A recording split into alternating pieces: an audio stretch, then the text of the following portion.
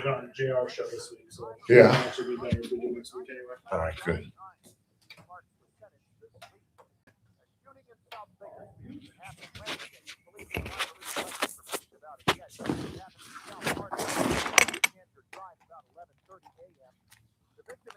That were described as moderate but survived. The KGET reports that no arrest yet.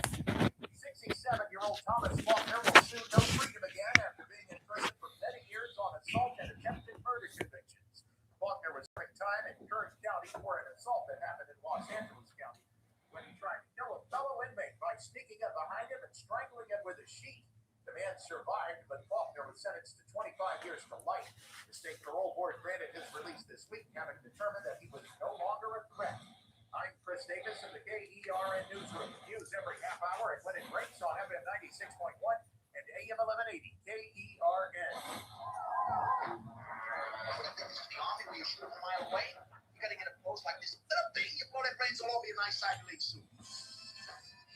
It's the Ralph Bailey Show on News Tone 96.1 and AM 1180 KERN. You understand? Give me one from an outside line. Call in or text to 661-842-KERN. That's 661-842-5376. Listen live at KERNradio.com. Now, the host you've been waiting all day for, live from the KERN studio. Hi, everybody, and a very pleasant good afternoon to you, wherever you be, however you may be listening, or however you may be viewing for those subscribing on YouTube. It's the Ralph Bailey Show on a Thursday, warm Thursday. The heat wave is headed our way. But the good news is on Monday, when we tee it up for the 4th annual Honor Flight Open at Bakersfield Country Club, temperatures are going to be in the 80s. It's going to be a beautiful day. A great time is going to be had by all. We're going to raise a ton of money for our veterans and Honor Flight. We got a busy show on this Thursday. Coming up at the bottom of the hour, Illene Parra from the Open Door Network will join us. We'll talk about, obviously, what everyone continues to talk about, and that is the situation involving the fallen idol, Cesar Chavez, and the confessions of Dolores Huerta. I've got a monologue, rant, whatever you want to call it, I'm about to go into in just a minute.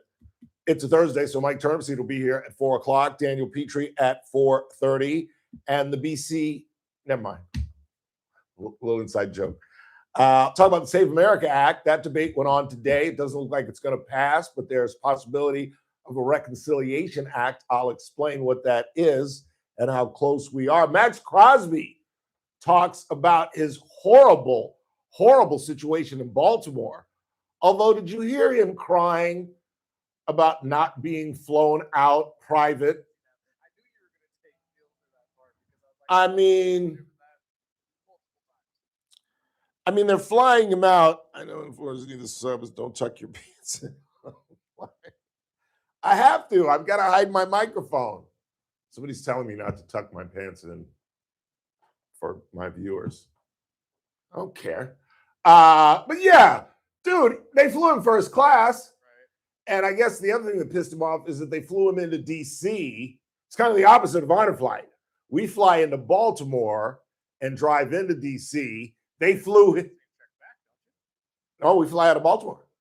Right. No, but that's what I'm saying, is that you go from D.C. back to Baltimore. Yes, we have to take a bus from D.C. to Baltimore and then fly to Baltimore. And that's what he was complaining about. They flew him into D.C., and then he had to take a limo to the facility in Baltimore. Woe is me. I'm flying first class with my beautiful wife and my child, but that ain't good enough for Max Crosby. He wants his own private jet. But you can afford first class your damn self.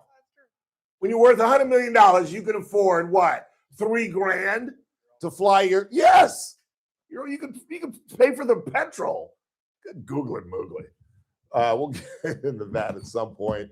And James Tellerico may not be the candidate that I thought he was, because I was the one who predicted he's going to flip Texas. Maybe not. He went on one of the dumbest political campaigns I have heard. Oh, we can't do this. We can't have NCAA basketball on in the background. There is no, leave it on. Because I got Arkansas going deep. Remember you were asking me, you thought Miami was my underdog team? No. It's Arkansas. I got Arkansas going deep. And if they get bounced early, forget about it. I'm screwed. This is one of those games where he needed to get past that, though, because if they didn't get, or if they had a bad first round, they were going to be in trouble. Yeah, you're absolutely right. I got some other miscellaneous news and notes to get to. I'll explain why Tellerico started the stupidest campaign in all of states. He's going vegan in Texas. He's telling Texans that they shouldn't eat beef because of climate control and animal rights. And his campaign is going totally vegan. In Texas? I have a friend in Texas. Does that fly in Corpus Christi? I'm just asking. Feel free to call the show, 842-5376. You can use a phony name. I don't care. Anyway, we'll get into that. But I do have a... Would you stop giggling, please? I appreciate it. I'm trying to do a radio show here. You're so stupid. I do have a dialogue to go on. I woke up today and I tried to figure out how I'm going to attack Cesar Chavez and Dolores Huerta, figuratively speaking. Attack is a bad word. How I would approach the discussion of Cesar Chavez and Dolores Huerta. And I figured, quite obviously, I had to get somebody from the Latino community to come on. I am happy that Illene Parra is coming on. However, it's a whole nother topic. We're not really specifically talking about Cesar Chavez or Dolores Huerta. We'll be talking about human trafficking and sexual abuse on minors, et cetera, et cetera. And I reached out to about 7 different local, very well-known Latinos, many of them close friends. Nobody would touch it. Nobody wanted to go on. And after about my 5th or 6th call, I began to put together the rant I'm currently going on. Let me tell you a story. As most of you know, I'm a Morehouse man. I didn't graduate from Morehouse, but I still consider myself a Morehouse man. And my father graduated from Morehouse College in 1960. And throughout all my life, I heard many of the things that we now know about Dr. King. I heard long before they were made public. My dad's friends who didn't go to Morehouse would give him crap about Dr. King. Man never wrote anything, Ralph. Big Ralph, the man never wrote anything. He plagiarized everything he ever wrote. And you know he's cheating on Coretta, Ralph, Big Ralph. Coretta was with Arabella Fonte, and he was with every parishioner in his church. So I learned about these things in high school long before they became public. And I can tell you, once I began forming what I was going to do, and that is become a journalist, no one was more heartbroken to hear that the guy that I idolized, the guy that I wanted to be like, the guy that I wanted to write like, because I would always say, have you ever read one of Dr. King's speeches? They're incredibly well written, incredibly with themes and recurring statements. And what he used to do really extremely well, which is what you're supposed to do in a 5-paragraph essay, and that is essentially introduce your topic and then kind of sum it up at the end. And he would always have a theme to start with, and then he would end with that same theme. Comedians do the very same thing. Well, they'll do a bit, they'll do like a mom bit at the beginning of their show, and then they'll get back to the mom bit at the end and kind of tie it all together. And King was able to do that brilliantly. And no one was more crushed when I heard that he had plagiarized some of his work at Boston University. And I understand, that's how I think I can understand what the Latino community is going through right now. I mean, it's not even comparable. Plagiarism and adultery, we can forgive. Having sex with children is never to be forgiven. You have a total black heart to put your own sexual prurient desires ahead of the future of a child. Because as anyone as smart as Cesar Chavez had to know that every child he had sex with, and apparently there were many, 2 of whom live in our very community, one of the 3 that live in our, I should say 3 that live in our community, one is an incredibly well-respected woman, Dolores Huerta, who I told you I've met several times. I told you the story about how the girl I was dating, we were having dinner, and she was friends with Emilio, Dolores Huerta's son, his daughter, in other words, Dolores Huerta's granddaughter. And so we had to go to the table. I didn't want to go to the table because I bagged on Emilio during his congressional race. And I was like, I don't want to go over there. And she's like, well, I've got to go say hello to my friend. And I was like, well, I can't sit here at the table while she goes and not go. So I had to go. And Emilio gave me the fish handshake, like, yeah, you bagged on my congressional run. Yeah, nice to meet you. Nice to see you again. But Dolores Huerta couldn't have been nicer to me. She alluded to my television career, which of course made my head go like this. And she said, are you still doing your radio show? I said, yes, ma'am, I am. She said, good for you. And so I've always liked Dolores Huerta. I've never politically agreed with her, but she could not have been nicer to me. And I just feel like somehow we are all, because I understand half of you hated Cesar Chavez long before this epiphany, long before this stunning revelation. I understand that, particularly farmers. But at some point, don't you have to recognize the courage, the persistence, the stamina, and the effort that Cesar Chavez gave, and the self-esteem and feeling of hope that he gave farm workers that they never had before there was a Cesar Chavez? And this should be particularly poignant for us, because this is where it all happened. Right here in the Central Valley, right up here in Delano, right up the hill in Keene. It happened right here. This is the heart, literally, of this nation. This is the heart of the UFW movement, the movement to get farm workers' rights, decent pay, decent work environments, as much as you can in the fields. And that struggle still goes on.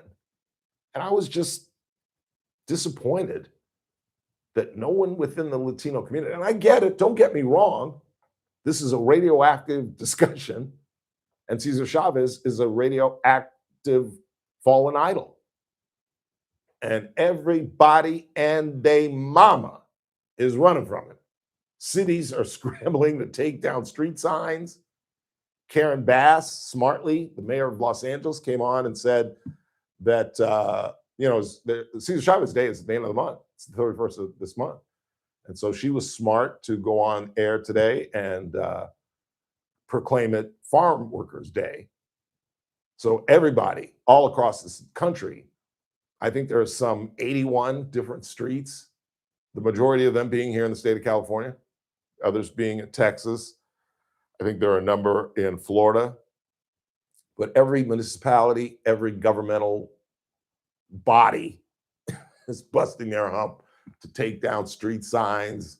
As I told you yesterday, on the campus of Fresno State, they've put a black tarp over a statue of Cesar Chavez.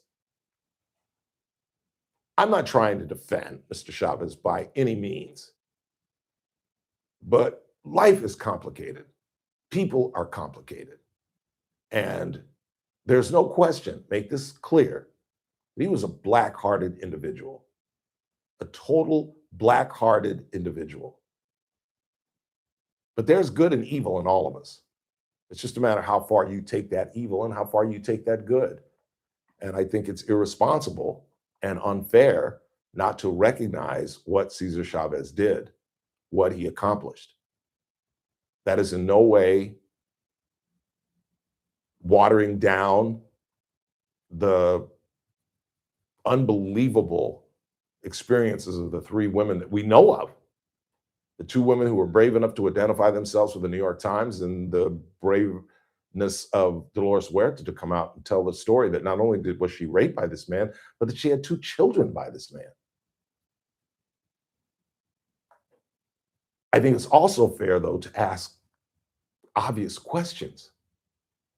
And I really tossed and turned about how to approach this and whether I should even say it. But this whole thing, and it's familial as well. And I hate to get involved in familial discussions because everybody's family is dysfunctional. And the true weird families are the families that don't think they're dysfunctional. But everybody's got that uncle in the attic, that grandfather who's still living in 1940, saying words that we don't use anymore. Everybody's got that. Every family's dysfunctional. Every single family. But I'm the only one that finds it like off the chart bizarre that Miss Huerta was raped by Cesar Chavez, had 2 children by Cesar Chavez, and then married his brother?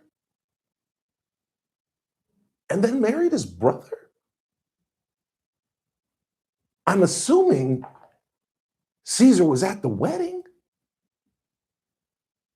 You're standing there in your white dress next to your beloved, and you look, and there is your rapist standing at your wedding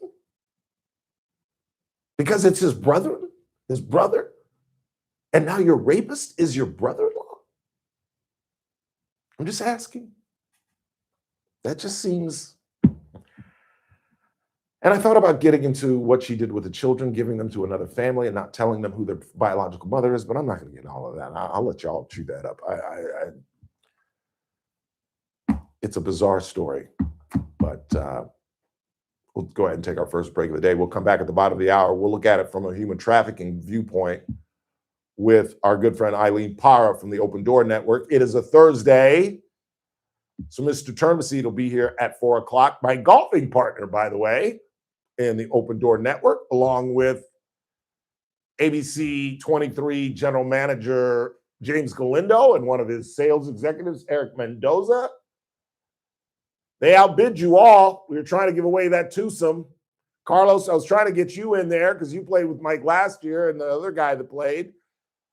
But you can't say no to $1,500. That sends one veteran to Washington, D.C., and we thank James and everybody at ABC 23. Quick timeout. We're just getting started on a Thursday. It's the Ralph Bailey Show on Newstalk 96.1 and AM 1180 KRN, and we're streaming live at kernradio.com.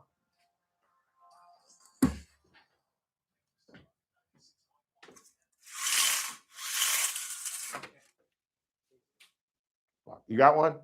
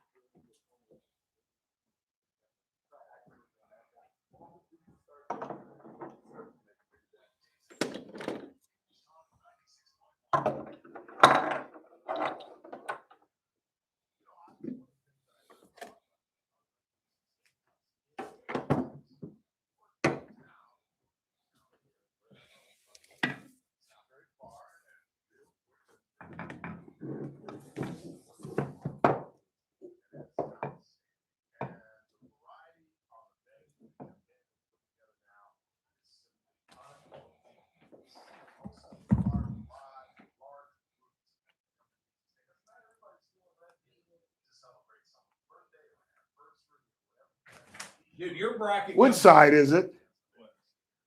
Do I do this? The other side? Oh, I'm hitting off. That's not funny. Computer genius everywhere. Your bracket comes down to one team. What do you mean? Houston. You're the only one that has Houston. Good. That's it. Good. That's seriously doesn't matter because if Houston gets those last 2 wins, that's like 50 points. And that's where you go from wherever you're at to the top. That's outstanding. Houston for you. That's it. I wanted to do 2, but I've got 2 in another one, and I was just like, I don't want to be chasing it. I just didn't want to be chasing 4 different. Yeah. And you watching one game, and I want them to win, but then I want, yeah, exactly. So I just took the 1. How much time I got?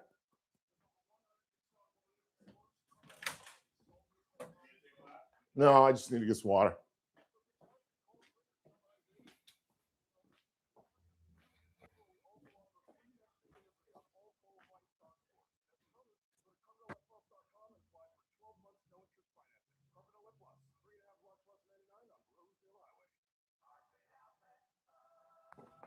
I lost my water. I have no idea what I did with my water.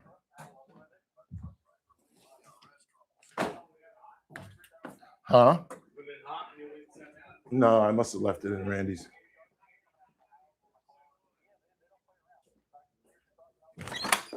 Can I leave more water in here? Yep. Dude, don't get so old. So old, Randy. No shit. Oh, I cursed again. I have that grandmother on my butt. I've been cursing during the break. Sorry. Take Wesley's advice. If you're in any kind of trouble with the IRS, call Optima Tax Relief.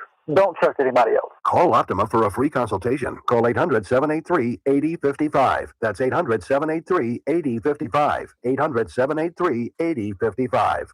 Optima Tax Relief.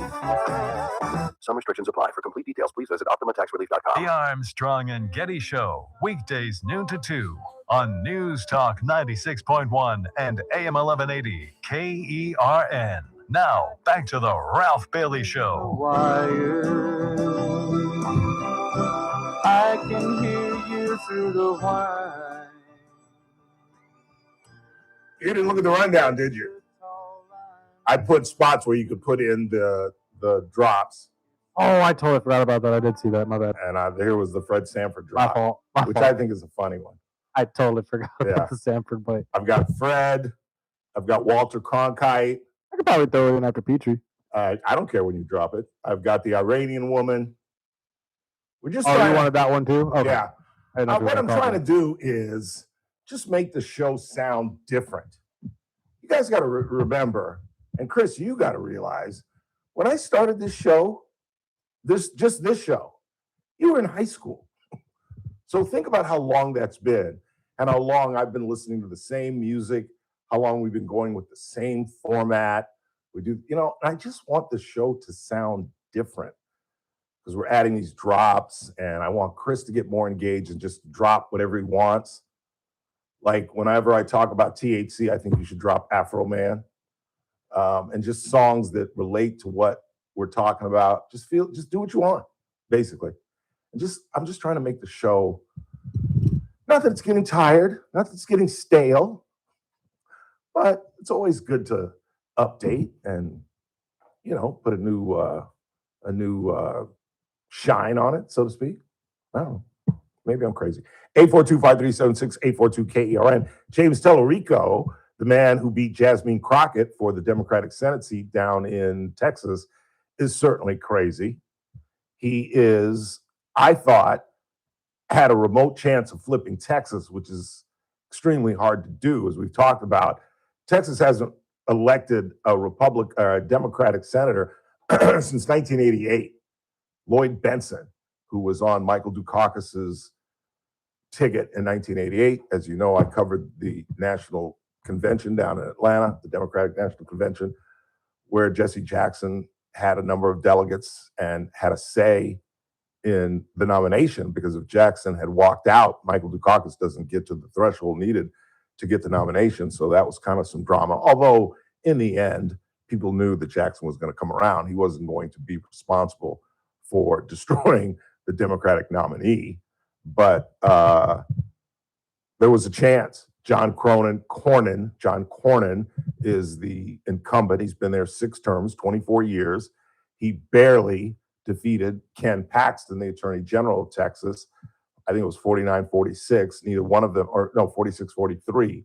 Neither one of them got the majority needed to avoid the runoff. So they both now will go into a runoff.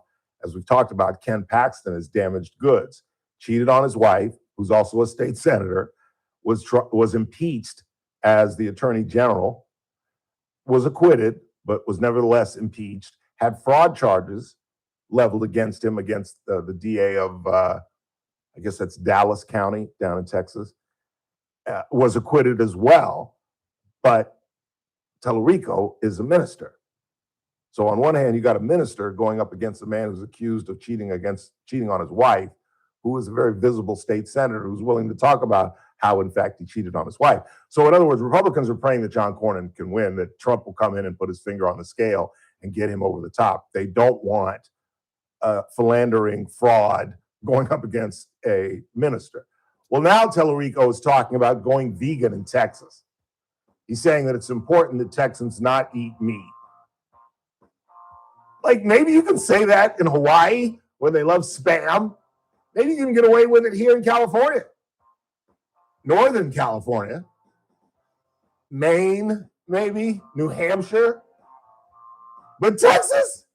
You're going to Texas and telling Texans not to eat beef? Really? Dude, let me tell you something. I rightfully predicted you were going to beat Jasmine Crockett. Now you ain't got no chance of beating either Paxton or Cornyn. You can't tell Texans not to eat meat. Good. Google it, Google it. We will delve into the topic of human trafficking with our good friend Illene Parra from the Open Door Network. Mr. Turnipseed at the top of the hour at 4 o'clock. And our money man, Daniel Petrie, at 4:30. I would stick around if I you.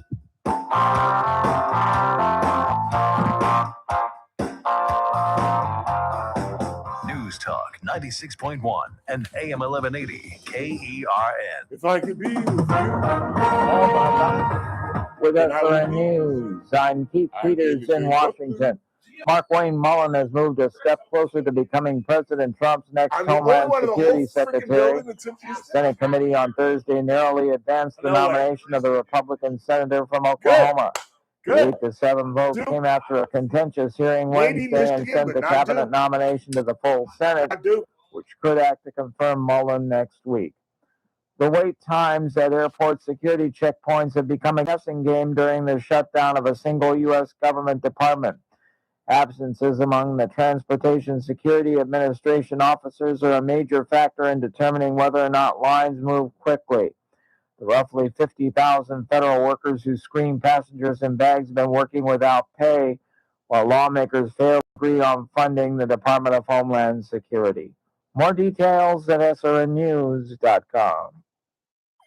News Talk 96.1 and AM 1180 KERN. From the KERN Newsroom, your live and local news update on News Talk 96.1 and AM 1180 KERN. I'm Chris Davis. You may soon be able to attend Bakersfield Council meetings virtually. The City Council is working on a way to make that happen because of a new state law that requires them to get it done by July 1st. That law requires them to provide an online platform for people to attend. 48-year-old Martin Rodriguez of Tehachapi is under arrest after a search of his house Thursday by the police department there, where they found drugs, guns, ammo, and live explosives, they say, that were deactivated by the Kern County Sheriff's Office bomb squad. Daniel Parks is going to prison for 4 years after a conviction for holding a man up with a knife and cutting him 5 times when the man refused to give him money. That happened October 12th, 2025. I'm Chris Davis in the KERN Newsroom with news every half hour and when it breaks on FM 96.1 and AM 1180 KERN. Attention, Medicare beneficiaries in Kern County. If you're eligible for Medicare and looking for a doctor who listens and cares about you with minimal wait times and prompt referral authorizations, it's time you learned about QualCare IPA. You know, for years I've been telling you, QualCare IPA contracts with most Medicare Advantage health plans and provides you with access to a large network of outstanding doctors and quality hospitals right here in Kern County. Medicare Advantage health plans go beyond original Medicare benefits coverage, and understanding these coverage differences may be confusing. Call us today at 661-554-4544 and let us help you understand your options for 2026. Call today.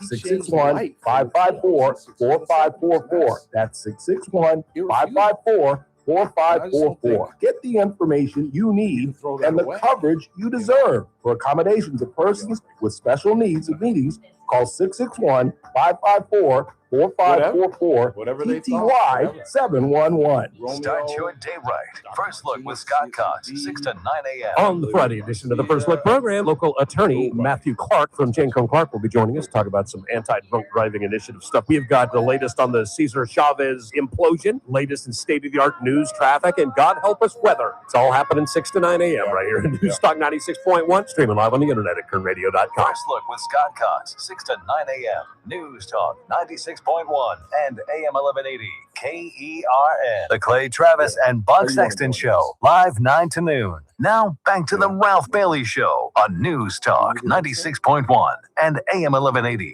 KERN. While you still can. Don't even try to understand. 842-537-6842 KER. I'd come up at the top of the hour. It's a Thursday, so Mr. Turnipseed will be with us. Coming up at 4:30, our money man, Daniel Petrie.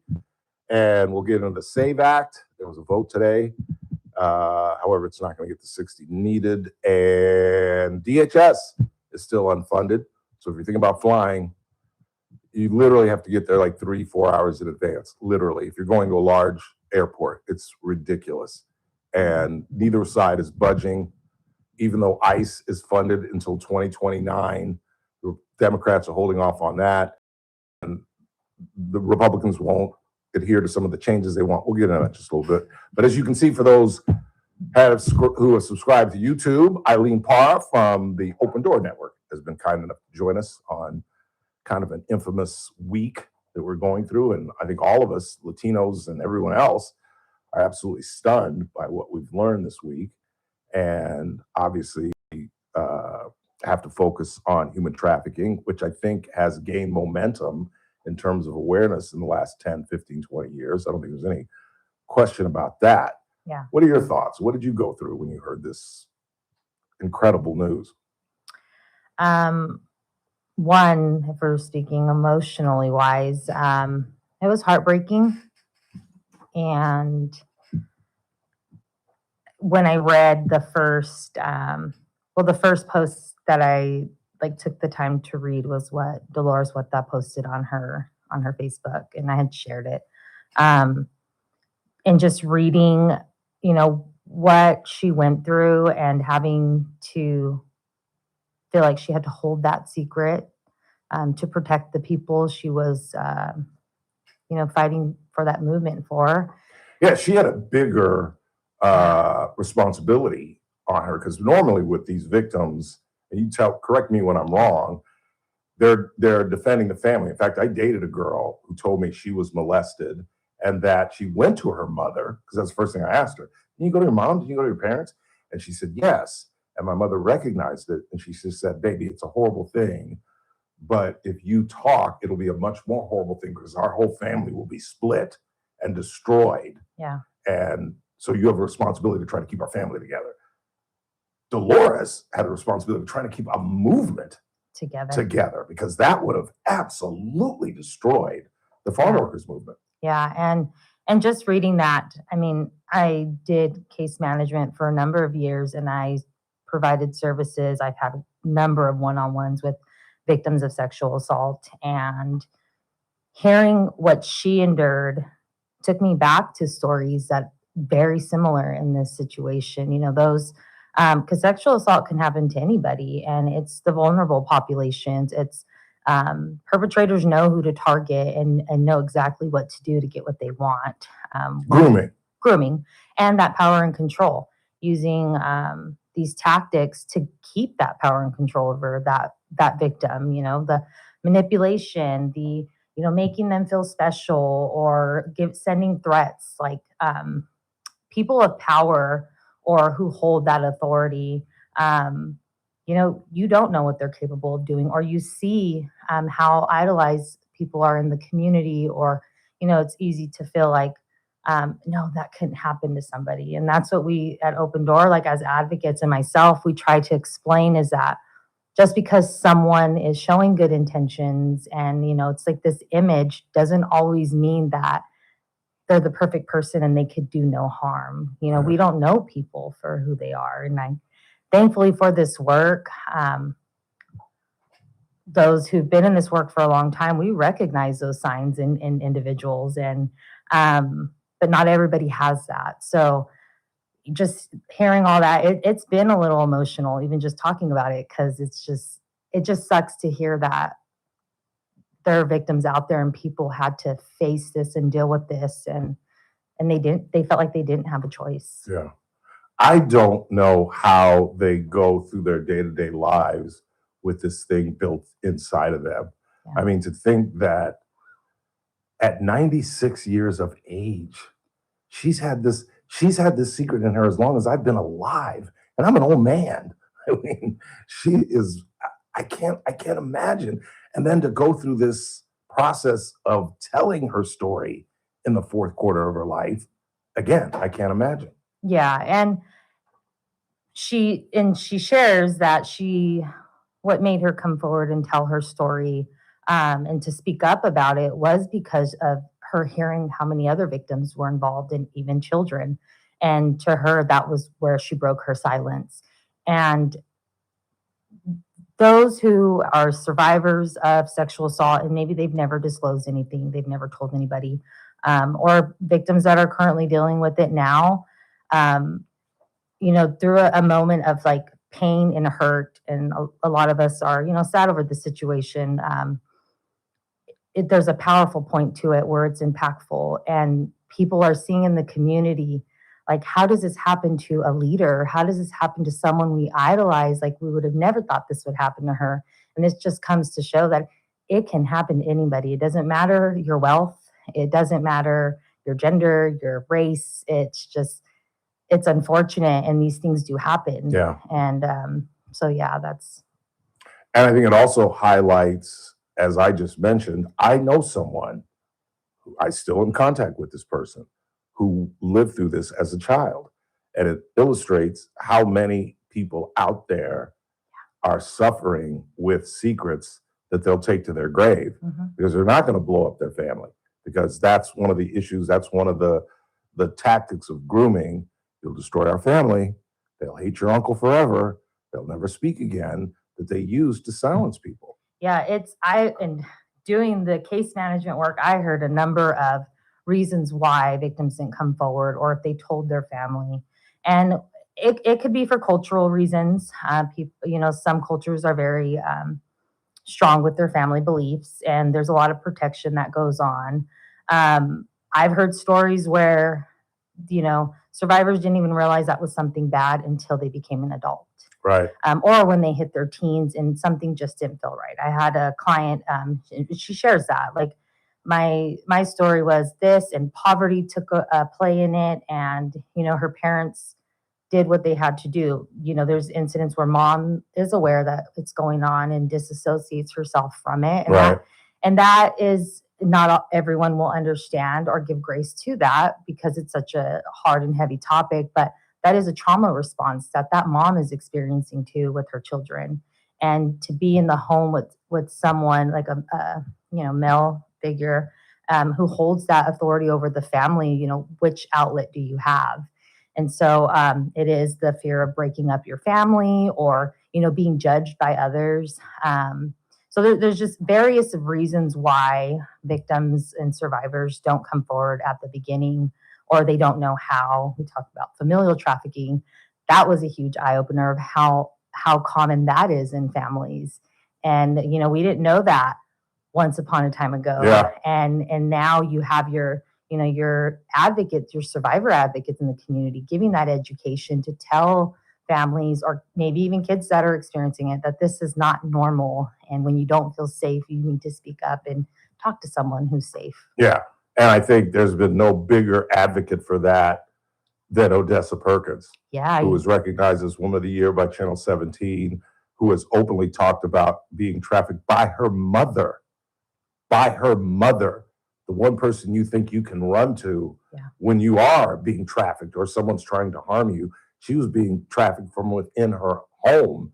And for her to speak about that and to illustrate that there is a life after that, after survival, because she's got a college degree, she's got a master's degree, she's an educator, and as I said, Woman of the Year by our local television station, and just the real point person, really, visually, for human trafficking in this community. Yeah, Des does great speaking up and speaking out. She has no hesitation or fear to do it. None. And she hangs, or like, she is in a support group with her sister survivors, and like Angelica Zuniga and Ophelia, where they have their strong points. I know that they both go as well and do this work to educate others, no matter how overwhelming it feels or triggering, and going through their own traumas. So, I mean, hands and kudos to them, because we need that in this community to show others, like, it's okay to speak up. And speaking up doesn't necessarily mean you have to file a police report or do it right away. It's when you're ready to speak up about that and share with someone that you feel is safe, to let them know what's going on. And that's why when we talk about like speaking up or reporting, we want those to know that at the Open Door Network, that's a way to speak up and talk to an advocate and get connected to a therapist, because you shouldn't experience any more than what you've already went through, and allow yourself, because you deserve to heal. You never deserve that. Right. And all we want to do is help you in your journey forward. Absolutely. Absolutely. Illene Parra is our guest from the Open Door Network. I would be a bad talk show host if I did not address the elephant in the room.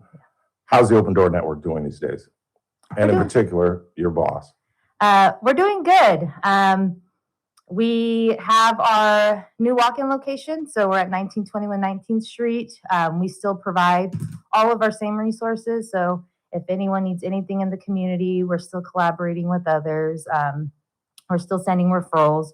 We're doing big things in Delano. So in Delano, we have an advocate who's offering support out there and working closely with Delano Police Department. We have our outreach center out there. We have our partnership with Greater Bakersfield Legal Assistance. And so all we want to do is just serve the community. Again, we're dealing with people who, like adults and kids, who have been through something so traumatic that they deserve our, us community-based organizations, our advocates and our therapists who are super passionate about what they do. They deserve that, and that's our focus. So We're going to continue doing the work. I did not tell Ms. Parra I'm about to do what I'm about to do, but I'm about to use her. You see what we just did? We talked about Cesar Chavez, but we didn't talk about Cesar Chavez. We talked about human trafficking, and we talked about the symptoms and how people deal with it, et cetera, et cetera. I'm suggesting, to support my argument with Teresa Golder and what we've been talking about for the last week, is that this is essentially what Lauren Skidmore has been doing for years. If I'm suggesting that if Cesar Chavez was alive and had to face prosecution, Illene Parra could have done exactly what she did here today without it jeopardizing the prosecution of Cesar Chavez, because we spoke in generalities. We spoke about human trafficking. And I believe that's what Lauren Skidmore has been doing, despite being accused by the DA's office of jeopardizing cases. She spoke in generalities. She spoke about human trafficking. She never talked about specifically Genesis Mata. She never specifically talked about Kevin Mays. And she certainly never specifically talked about Zach Scrivener, while she came to the aid of his estranged wife, which in my opinion upset our top cop, and that's the reason that the contract was expired. I apologize for bringing this up with you and using you as a model, but I think this is exactly what she's been doing, and doing it ethically and professionally. That's just how I feel. Thanks for coming in. I appreciate it. I'm sorry. Thank you. kind Thank of you for ambushed you having there at me the end. and Appreciate it. speaking on us. Illene Parra, everybody. Quick time out. Mr. Turnip Seed at the top of the hour. We'll check the board, see what you all are talking about. 842-5376, our phone number. 842-KERN. Our money man, Daniel Petrie, at 4:30. The Iranian war is draining the Dow. We'll talk about that. And the fact that Jerome Powell did not increase interest rates. We'll talk about that with our money man. And we'll talk about the SAVE Act coming up in the 5. And it's bracket time. You filled out your bracket? Chris? I have. If Houston wins it all, Yes. I take home all the money. But thank goodness. Nobody at American General Media has Houston but the old freckle-faced black man. And who's the mush? Well, there's that. Yes, you're right. The Cougars are like, what? Ralph picked us? We're screwed, coach. They call him the mush back in Bakersfield. We're screwed. Great news for the Wildcats. The Arizona Wildcats are very pleased. Quick timeout. We're coming right back. It's the Ralph Bailey Show on News Talk 96.1 and AM 1180 KRN, and we're streaming live at kernradio.com. Thank you. That was great. I'm sorry. Is that News Talk 96.1 and AM 1180 KERN. On the next Armstrong and Getty Show, why is marriage disappearing?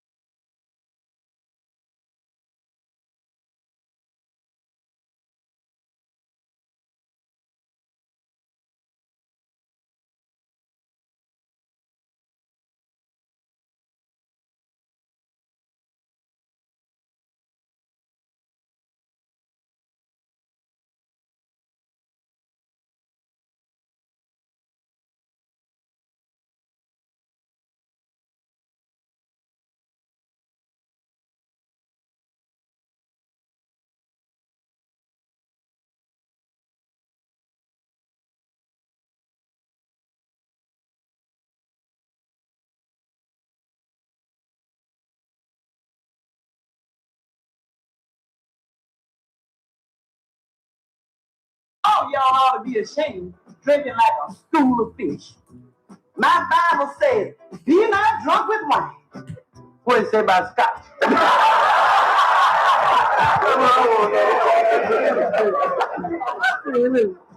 Yes, why'd you go someplace else? Why'd you go ugly up somebody else's house? Who you calling ugly, sucker? You. I could throw some tracing paper over your head and draw me a moose face. You know what I saw last night? Speaking of animals, What's that? did you know that elephants can jump? They can't jump. Oh, yes, they can. I watched it. Oh, I remember seeing this on a trivia show recently. They can't jump. I watched it. A lion was eating a baby elephant. I should have saved it. Maybe I did. And the elephant comes. Now, they can't jump off all fours, quite obviously. They don't have a vertical leap. You're saying like they get up on their hind legs? Yes. Wait, that so I this do, is, yes. So that's a jump. So this is what the elephant did. For those of you subscribing on YouTube, and Chris has got it way too tight on the ugly black man. But this is what he did. So the tiger is grubbing on his baby, her baby. And the elephant comes by and takes his trunk. The lion is laying horizontally, chewing on the baby elephant. And Dumbo comes by and takes his trunk and lifts up off the ground a good Larry Bird, 3 or 4 inches, not very high, I'm willing to admit that, but nevertheless, clearly gets off the ground, takes his trunk way in the air, and comes and slams his trunk on the lion, and lion dead. Yeah. Or lion dying. Lion is like, I love how this cat went from a lion to a tiger to a lion, but yes. Whatever. I'm a 60-year-old man. What do you want from me? The tiger, it was a lion, just to be official. It was a lion. And dead or slowly dying. It was the most amazing thing I've ever seen in my life. And it was not AI. I researched it. I see what you're going for here. I just don't feel like that's a full jump. For an elephant? For an elephant, that's probably the closest you're going to get. For a cat, that's no big deal. But for an elephant, do you understand we're talking about 2.5, 3 tons getting literally off the ground and then just using all of his weight? Because I was like, I had to watch it 6, 7 times. Because I was like, a trunk alone couldn't, what's the word? Not decapitate, but debilitate. Dismember? No, not dismember. He wasn't dismembered. He was just incapacitated. Incapacitate a lion. Because, he hit this lion, and this lion was like... if you think about it, though, like their trunks can get thick and it's all muscle. Apparently. Because my man stopped grubbing and stopped breathing in a second. And imagine if that's tusks. He didn't, and dude had huge tusks and didn't even go there. He just said, dude, I'm about to put 3 tons on your ass. Wham! And my man was like, It's the most amazing thing. I didn't think anybody, I'm a Leo. I didn't think anybody messed with the king of the jungle. Shoot. Oh, full-grown lions will. Sorry, full-grown elephants will. And who messes with elephants? Tigers?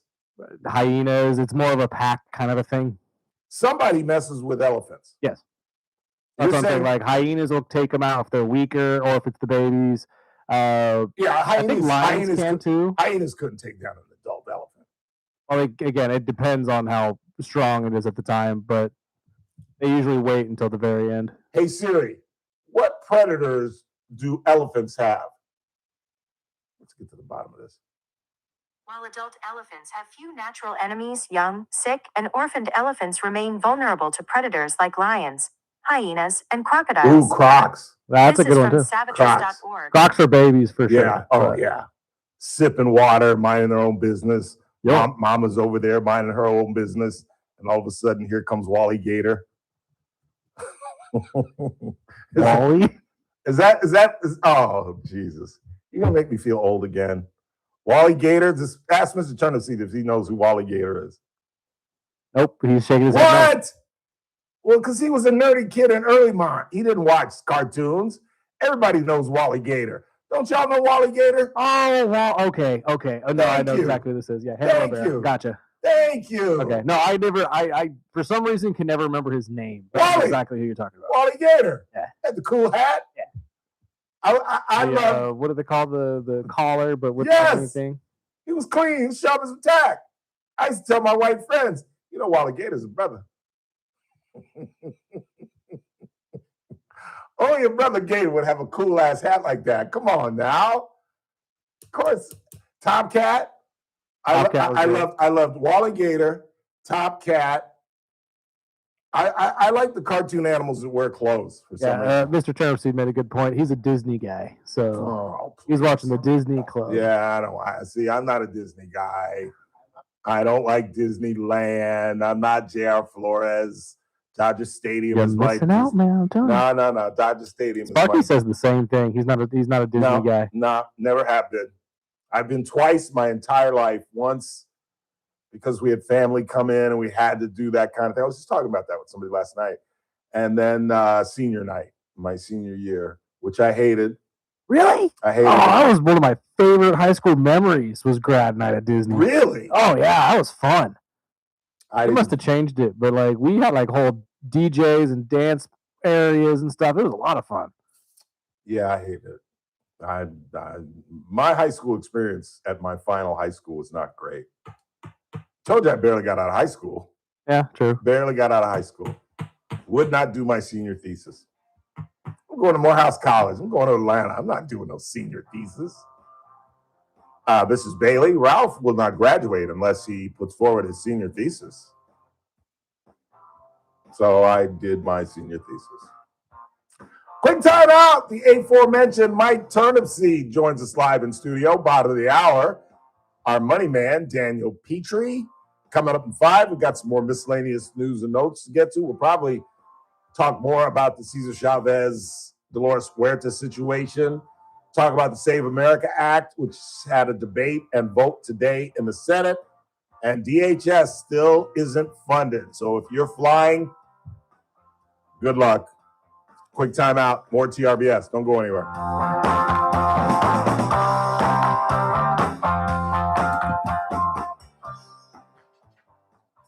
This is AM 1180 KERN Green Acres. This is 96.1 FM Bakersfield. Online at KERNradio.com. News this hour from Town Hall. I'm Keith Peters in Washington. Senator Mark Wayne Mullins' nomination to lead the Department of Homeland Security advanced out of committee on Thursday. Correspondent Bernie Bennett has more. The roughly 3-minute meeting was a whirlwind process after a testy hearing one day prior in which Chair Rand Paul repeatedly pressed Mullen on past comments, referring to the chair as a snake, and questioned whether the Oklahoma Republican had the correct temperament to lead the sprawling department. Paul made clear Wednesday he planned to vote no on Mullen, a declaration that would have otherwise sunk his nomination had the Oklahoma Republican not received the backing of Democratic Senator John Futterman of Pennsylvania, allowing him to move forward on an 8-7 vote. Bernie Bennett in Washington. Israeli Prime Minister Benjamin Netanyahu says Israel has agreed to hold off on another strike on Iran's gas field. Fact number 1, Israel acted alone against the Slawia gas compound. Fact number 2, President Trump asked us to hold off on future attacks, and we're holding out. President Trump says he talked with Benjamin Netanyahu after the attack. I told him don't do that, and he won't do that. We didn't discuss. We do. We're independent. We get along great. It's coordinated, but on occasion he'll do something, and if I don't like it, and so we're not doing that anymore. Iran intensified its attacks on Gulf oil and gas infrastructure Thursday in retaliation for that Israeli attack on a key Iranian gas field, dramatically raising the stakes in a war that's sending shockwaves through the global economy. Fuel prices soared around the world. On Wall Street, the Dow Jones Industrial Average down by 203 points, the NASDAQ dropping 61, the S&P 500 lower by 18, and oil at around $95 a barrel. More at townhall.com. Hey, I'm Kirk Cameron. Is health insurance eating up your budget for 2026? If you're looking for ways to better steward your finances, consider this. Christian Healthcare Ministries. It's a health insurance alternative at half the cost. Join CHM today by visiting chministries.org/wellness. While insurance companies tell you when to join, what to pay, and where to go, CHM is different. As a ministry, CHM allows you to share the burden of medical bills with other Christians. You can enroll, switch programs, or leave at any time. Christian Healthcare Ministries. It's a world of difference. CHM has 4 flexible programs. You can pick any certified doctor, surgeon, or hospital that you want for eligible care. So make the switch. Take your paycheck back from health insurance this year. Join CHM today by visiting chministries.org/wellness. That's chministries.org/wellness.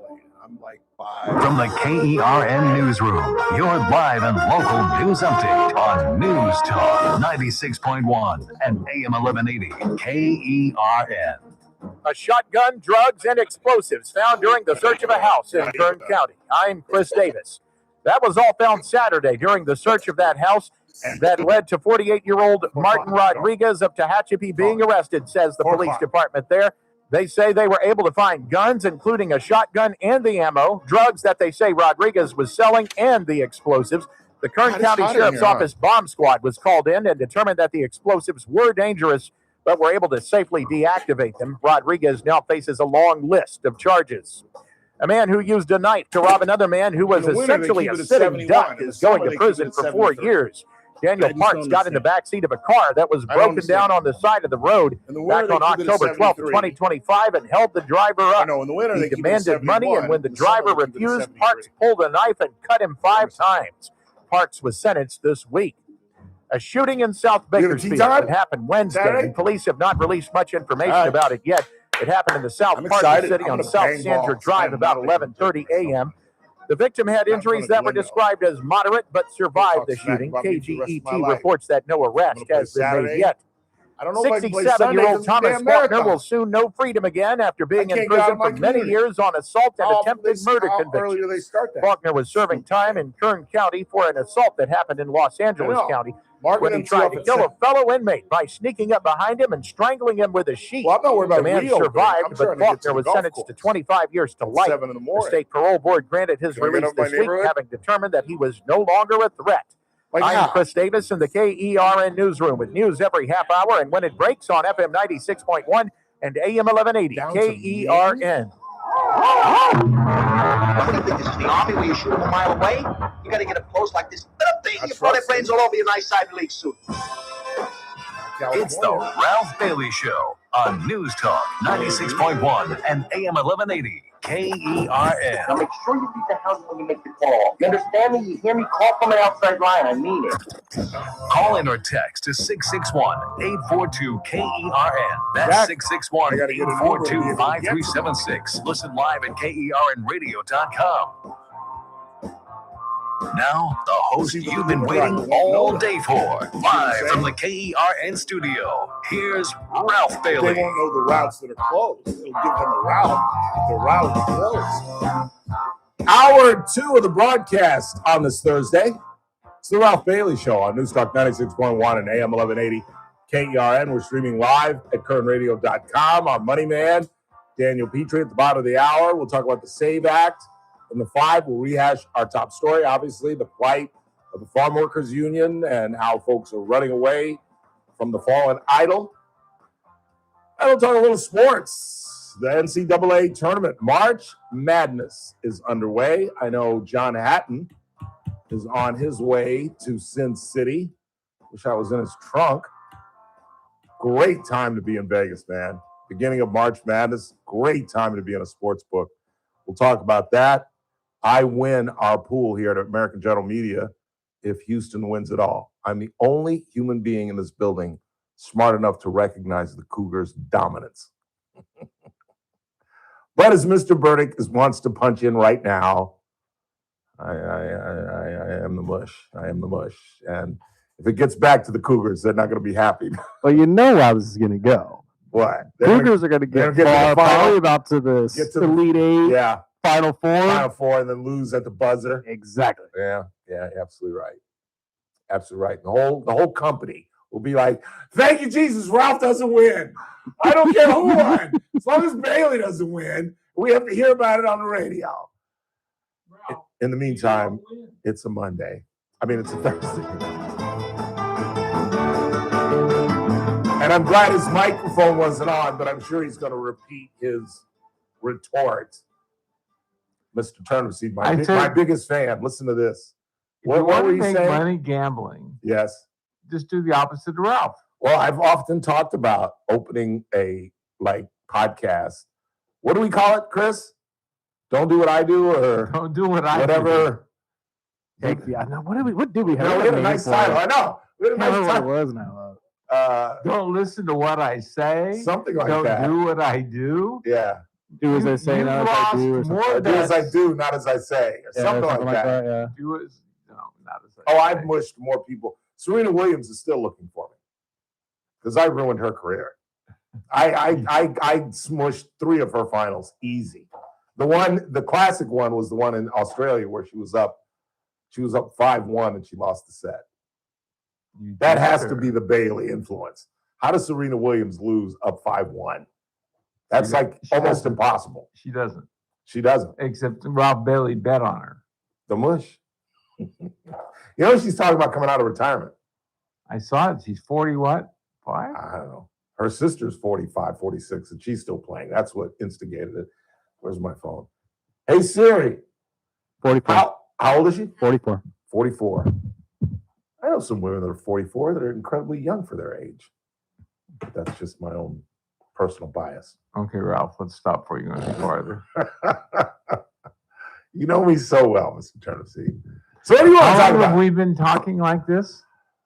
Were you at Buckley Radio? I went to Buckley Radio. So at least 15 years. Yeah. You, Kathy. I'm still here while people have come and gone. A lot of folks have come and gone. I just take abuse and I just do it. I'm so glad you said that. Because you guys, I wish you could have heard the phone call after my interview with Teresa Golden. I get a phone call from the man in orange. And he says, I'm so happy. I go, what are you talking about, Mike? I'm just so happy to learn that I'm not the only one that you crap on. I'm like, what are you talking about? Oh, you were so mean to Teresa. You just crapped all over her. I couldn't believe it. But I'm happy I'm not the only one. I go, I crap on everybody. There are only 2 people I never really crap on, and that's Bentley, because we talk entertainment, and Petrie at the bottom of the hour, because we talk money. But Kathy's gotten it. Now Teresa got her initiation, although she texted me. Initiation? I don't think I've ever confronted her in the manner in which I did. Oh, you were... What? You were less than gentlemanly. Oh, that's not true. My mother would be heartbroken to hear you say that. No, you were pushing the edge there. I was raised decently. You didn't show deference to... Well, I don't, as you well know. It's my show. I well know. If I want to stop you and make my point, I have that capability. Prerogative was the word I was looking for. Exactly. There you go. It's amazing. Should have heard the phone call. He's so happy. I'm not the only one you crap on. That's a great line. I don't know if you use the word crap, but it's still a great line. So probably not repeatable. Yeah, it probably isn't. I cleaned that up. Thank you. What do you want to talk about? What is there to talk about? Very Halloweenish today. In your orange. I just pulled it out. I thought kind of springy, kind of different. It's a big hot day today. You know. I hope your putter is in your bedroom or in your living room. I hope you are working on your stroke for the 4th annual Honor Flight Open, because that's your desert. You're going to go 3rd. I'm going to go 4th. But I'm going to read putts off of you. So I'm going to go first. You think you're going to go first? No, I think you should see it first. I should, but I won't. Maybe go second then. We'll let Galindo go first. He's the guinea pig.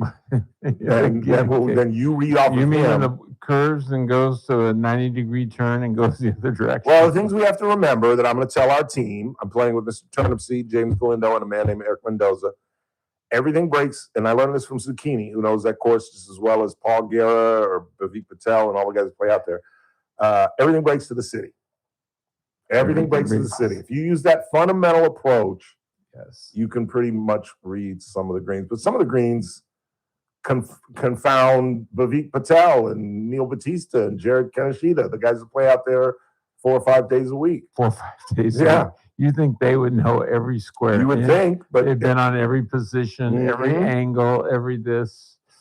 Yeah, but it's not. If it's they want it to be tough, they can be tough. Remember, this place was designed by the very man that designed Riviera, the very same man, and many of the greens are similar to Riviera. Where how many flat greens do you think there are at BCC? Maybe 4. Flat. 12 is flat.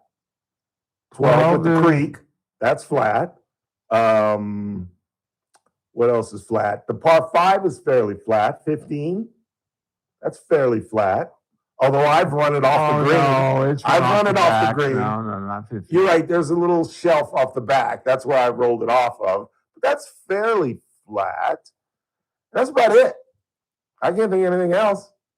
It's a little. Maybe 3. What do you call it? Undulations in the green? Undulations. Undulations. Yes. We're having all these fancy words today. Well, I compare it to I a need Ruffles. to get my dictionary out, but it kind of you start out and it's going straight, and then it'll go right, and then it'll come back left, and I describe the greens as a ruffled potato chip.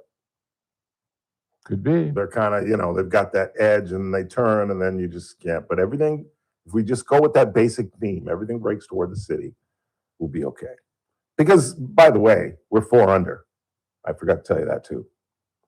We're 4 under. We're 4 under. Yes, because I'm going to have the pencil, and we're not giving in a +6 card. That ain't happening. Not in my golf tournament. Ain't happening. Ain't happening. We are not giving in. And the Bailey group was +6 on the. No, that's not happening. The Bailey group was -4. Very nice, guys. Very nice. That's where we are. I got the pencil. So just letting you know. And so not we're cheating, playing on not Monday. cheating enough to win, but just cheating enough not to be embarrassed. That's a noble thought.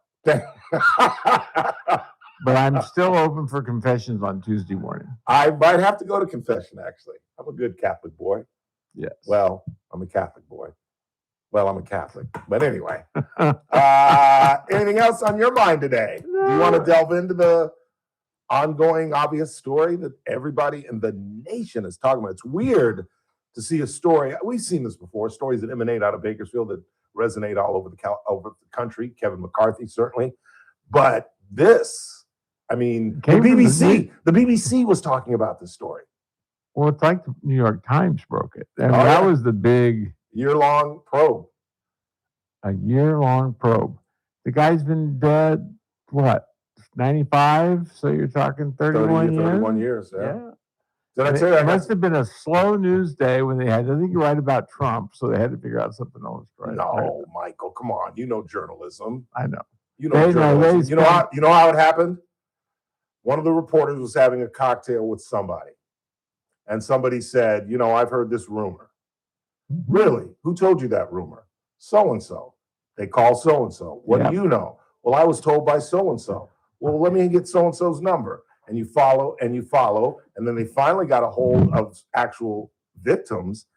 And maybe the whole year took them to convince the victims to come out and be vocal, because it didn't take them a year to put the story together. I think it took them a year to get those women to say, because they probably said, we can't go forward with this without names. We cannot do this anonymously. We're not going to destroy someone's legacy over anonymously. We just can't do that. And I think the majority of that time was taken getting those two local people here in our town to use their names. Yes, and I think the fact that the New York Times is an institution. Absolutely. The old gray lady. The old gray lady, they call it. And the fact is that how many Pulitzer Prizes have they gotten? They have to do it right. Exactly. And because that's their job. They set the standard for the newspaper industry in California and in the United States. Absolutely. And this has to affect you a little emotionally. You're from that area, early March, Delano. Yeah. Yeah. What did you hear of Cesar Chavez growing up? I'm assuming most folks in that community, most white folks in that community, were big fans of Cesar Chavez. No. But I won't say necessarily later on in the 70s. I remember riding my school bus by a farmer's shop, and the pickets were out there. And I go, what the hell's this? Yeah. Going in, that was 67, so I would have probably been in what, 8th grade. Yeah. And what are these guys doing out? These flags and signs, and it was mostly Filipinos then. Yeah. They started. Larry Illene was the gentleman who actually started it, and Larry Illene had growers didn't have a problem with Larry Illene. Yeah. It was when the AFL-CIO came in and brought Caesar in as an organizer, seeing this as a bigger thing. What problems did they have with Chavez? I've heard rumors he of his wasn't working in tactics. the fields, but he was a union organizer from San Jose. He didn't get out of the fields. He wasn't picking grapes. He wasn't doing any of that. He's from San Jose. Right.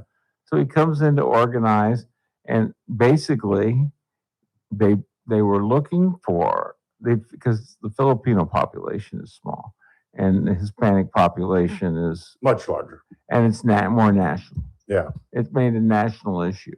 And the African American issue with Martin Luther King, they were out there. So they were looking for a cause. And it was more of a political cause than the labor strike. Do you remember the Great Boycott? Oh, I remember the Great Boycott. I can remember getting yelled at by my mother because one of the things that we used to do in junior high school was trade your ham sandwich for those grapes. And I traded like ding dongs for some grapes because I love grapes. And I came home with some grapes in my bag, and my mom found the grapes. And she said, "Don't you know we're not a grape family?" And I said, "Excuse me? What are you talking about? We're not a grape family." She says, "We're not eating grapes for a while." And I had no idea. I literally, Michael, had no idea what she was talking about until I interned at CNN and actually got to meet Cesar Chavez. And he talked about the Great Boycott. And I'm sitting there, I'm now like 20 years old. I'm an intern at CNN.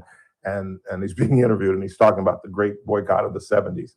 And I have an epiphany. I'm like, that's why I got yelled at? That's what my mother? Damn, I didn't realize what a liberal Democratic home I grew up in. He was, I don't think he ever became Martin Luther King, but he was a ring or two down. He was the face of the Latino. He was the king of the Latino community. Nationwide. And I recognized that at the top of the show. I stated that we've obviously found out that he had a black heart. There's no question about that. But we also have to recognize his courage, his persistence, his stamina, his ability to give farm workers hope and to unionize. I've told this story many times. I covered a union vote out in the North County. I was working as a correspondent. And the Smith Company, I believe it was, that owns the Wasco Rose Company, or at least they did in the 90s. Okay. And the farm workers were trying to have a union vote. And they were, obviously the farmers were dead set against it. And I had to cover it that night. And it was contentious, to say the least. To say the least. And the farmers won. There was no union. And I don't think there is even today.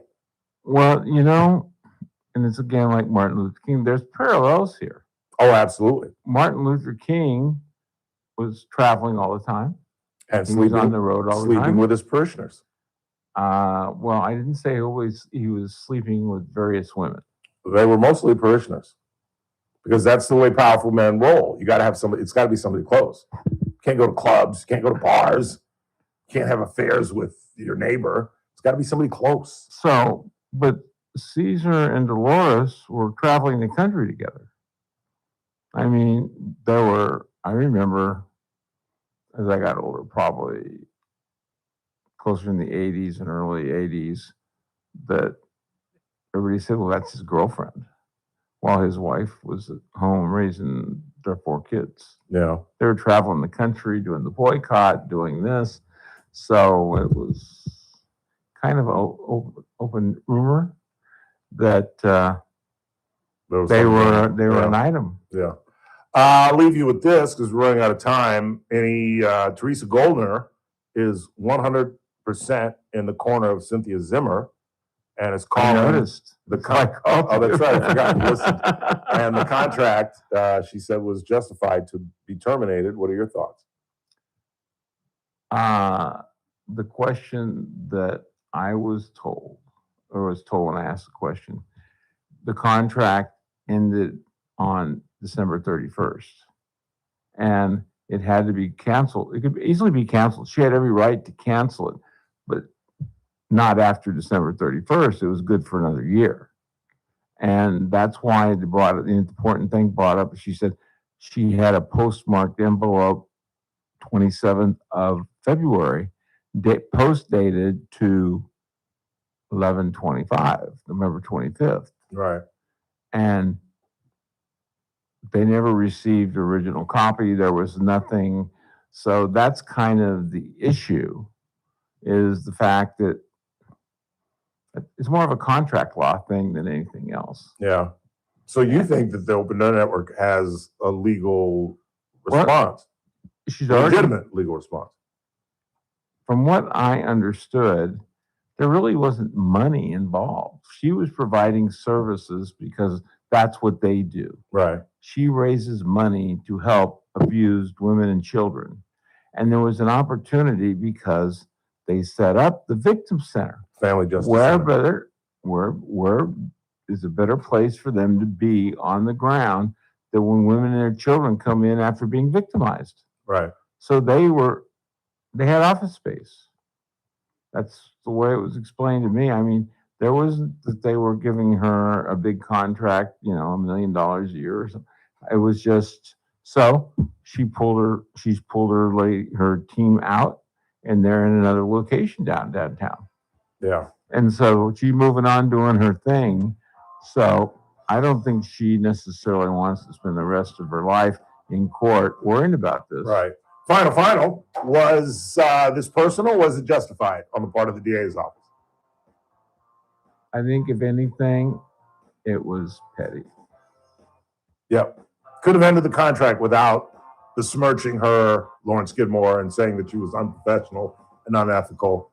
That proves my point. Definitely personal. No, I just definitely think personal. there are better ways to handle things. Exactly. She's handled many cases and settled many cases. She knows how to settle a case. And this is going to come back to haunt her in 2028. And her minions, Ken Russell and that other flunky. Even if it has to come at my urging of my audience. Those guys will never be DA in this city if I have anything to do with it. Good for you, Ralph. Yeah, exactly. That's what you do. Like, I'm blowing in the wind. Who cares you're what I going to be think? an organizer now. You Damn right. Organize the troops. That's right. Watch me, Michael. Thank you, sir. See you Saturday. Yes, sir. And work on that putting stroke. We need some help to get to 4 under. I have never seen 4 under in my life. Well, you will on Monday. I haven't even seen 20 under in my life. You'll see 4. That's the magic number. Quick time out. Not a lot of time before we get to the bottom of the hour. Daniel Petrie joins us at 4:30. It's the Ralph Bailey Show on a Thursday, right here on Newstalk 96.1 AM 1180 KRN. We're streaming live at kernradio.com. News Talk 96.1 and AM 1180. Say what? KERN. The JR Show, weekdays at 2 p.m. Are you serious right now? You certainly don't go by first lady. You choose first partner. Yeah. You're going to talk to us about protecting women? You want to talk about protecting women? Let's start with our girls right here in the state of California and protecting them in sports. You want us to ask questions about women, protecting women? How about that question? Weekdays at 2 p.m. News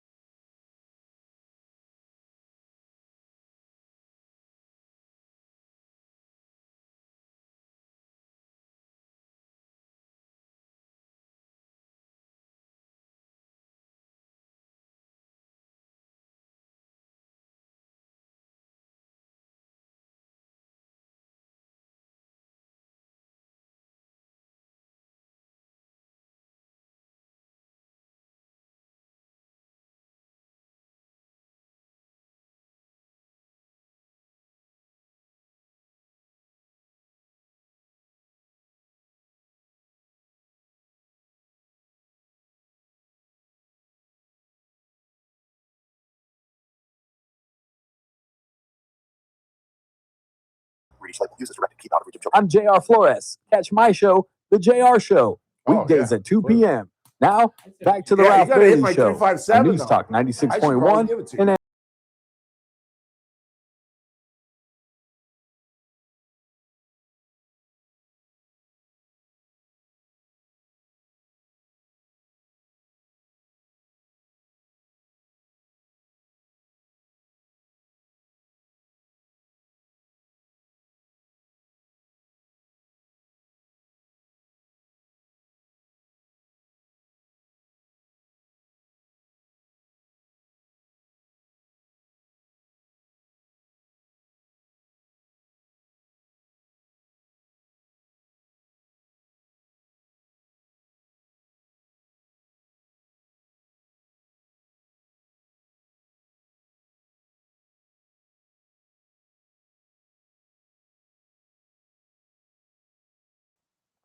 Gave it to him. Well, but thank you, Chase. I love Chase. They gave me my money back. It was a scary 5-6 days, Jack. 5-6 days. I emptied out my bank account at a time when I was flush. That's what's so weird. I was really flush. But Chase retrieved it for me, and now I'm out of control flushed. Talking about going to Texas for a couple of days. And then Philadelphia in September. Maybe Beaufort in the summer. Well, you really don't want to be in South Carolina in the summer. It's horrible. But you legitimately had one. No. Mosquitoes the size of DC-10s in Beaufort, South Carolina in August. Ugh. Horrible time to be an SC. Quick time out. Daniel Petrie's next.